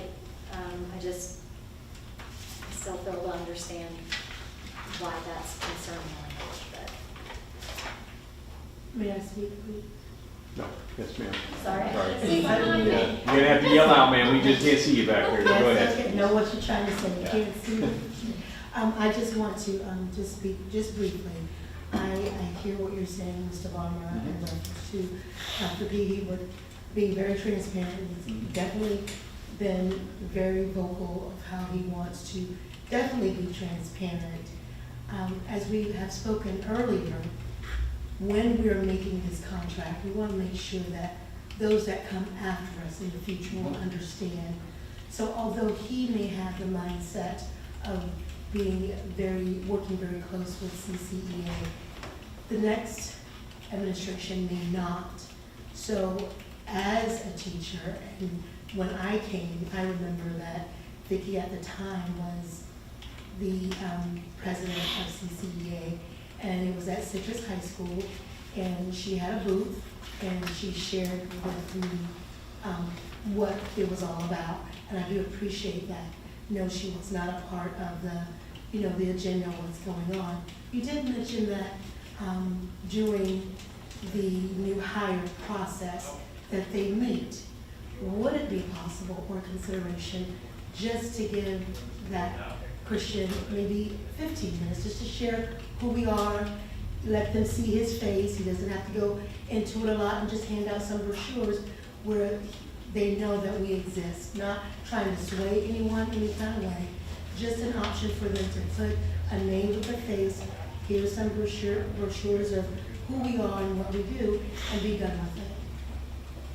Well, you'd have to look at the scheduling to see on, when we meet. I mean, we have, we do anybody from transportation during the day, or Transportation is usually like 10 to 10. not just drivers, but anybody in transportation is during the day, because that's between bus routes. That's whatever. Their day gets a little lighter, even transportation analysts, anyone we hire from there. The others are usually, what, 3 o'clock? About. So we'll check on that, or find out. Just Yeah, I know, consideration. so find out the time on that, yeah, Okay. we'll look into Thank that you. part of it. Mhm. Okay, that is essentially the association rights article. And we have definitively a spot or two that we can clean up to make sure that it's, the calendar committee stuff is ready. And we can come back and caucus some more around the, request for, the new employee onboarding. Before we go to And, lunch. real quick, the lobbying part, we're all good, because with keeping it the language the way it is, I just want to make sure, because I don't have a problem with keeping it like six. Yeah, I didn't want to know, we had a lot of talk, I didn't know if he, yeah, no, I okay, think we're good. thank you, I just want to make sure, Yeah. okay. And so you have something, you know, to chew on during lunch. Maybe we'll go ahead and, take a look at. All right, I gotta find it now, but- Economic. That's what happens when you have two contracts going through at the same time. I have to find the single sheet of paper you handed out. I know, I it'd got be it, nice if we could have waited and Yeah. done with this after we're done. got it, okay. Okay, so our economic counter, attempts to acknowledge, a couple different things. First and foremost, we are, reducing the ask, while still recognizing that 2.5% does not meet keeping pace with our year-over-year change in the consumer price index, cost of living. A 2.5% would ensure that people take something home in their pockets after they've covered the health insurance premium increases. And so to acknowledge our last conversation around economics, you reminded us that pay for performance is a requirement. We are on trend with what we've done in the past, reserving a small pot of money to be distributed when the time comes. And so there's a little bit of funds set aside for that. We are maintaining our ask for the additional paid holiday for the non-251 support, and we have incorporated fringe and the cost of the 2.5% on that, so that that's reflected in the whole proposal. And we did adjust upwards the health insurance board contribution to be a board match of 200, to add 210. Well, and I don't, just go back to the cost of living adjustment, for support. It's not step zero, right? Just 1 through 20. I just want to make sure. Yes, we're trying to continue problem. the decompression. I just want to make sure piece, as we go through it that it's, the step zero is not included in that. Yeah, we're Okay, trying no to- problem. I just, yeah. all right, step We're one. trying to keep with, Yeah, trying to highlight the important parts that I need to keep in mind. Okay, thank you. Didn't mean to interrupt. Yep. And then, we had originally costed our first economic package, using the number that had been reported of people in our units that utilize. And then it was 11:30, I think, at the time, and then we came back together, you clarified you have to plan for anybody Yeah. that might opt in, that's 1,500 is the round number we're using, so that is the 210. Okay. And it does keep it at a $20 increase. Yes. Right. I know I should write that down. Okay. So we're trying to make movement, trying to maintain our priorities, which is continue working on decompressing lanes and such, trying to continue to address folks' desire for the additional paid holiday, and really wanting to do what we can to make sure people see something in their pockets at the end of the day.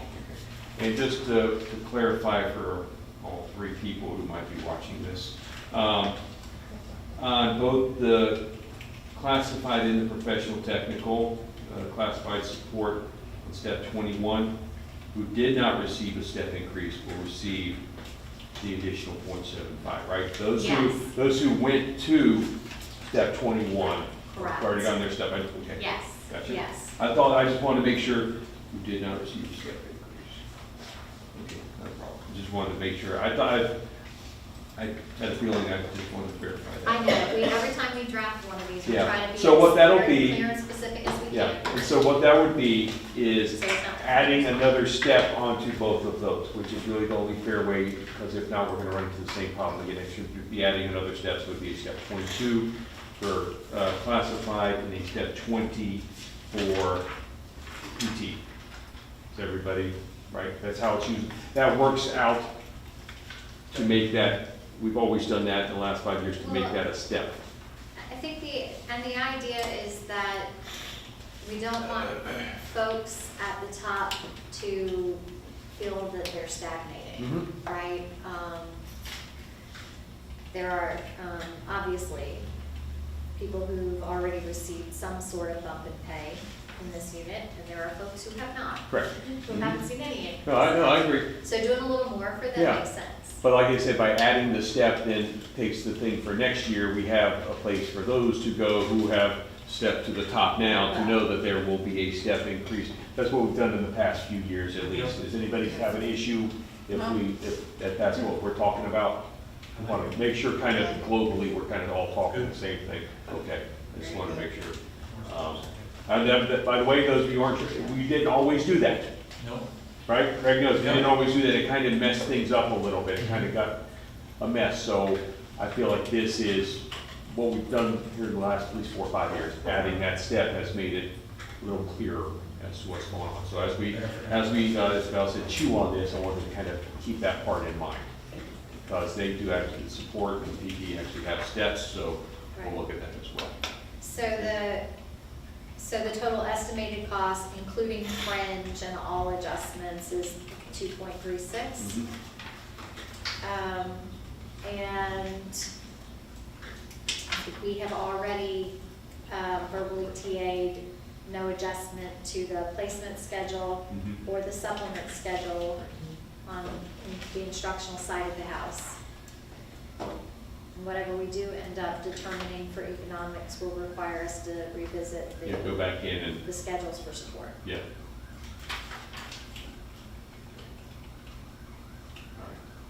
All right, I don't think I have any questions on this package here as we go to lunch. I just wanted to clarify that about what we were talking about with the step increases. And where we look on the chart. So why don't we plan to do a lunch caucus? And let's go ahead and give ourselves a full hour. And we'll plan to come back at 1:30. Does that make sense? Yeah. Oh.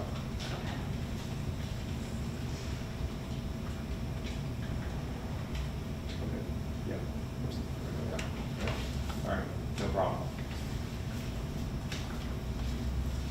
All right. Thanks, guys. I'm gonna try to pause this thing.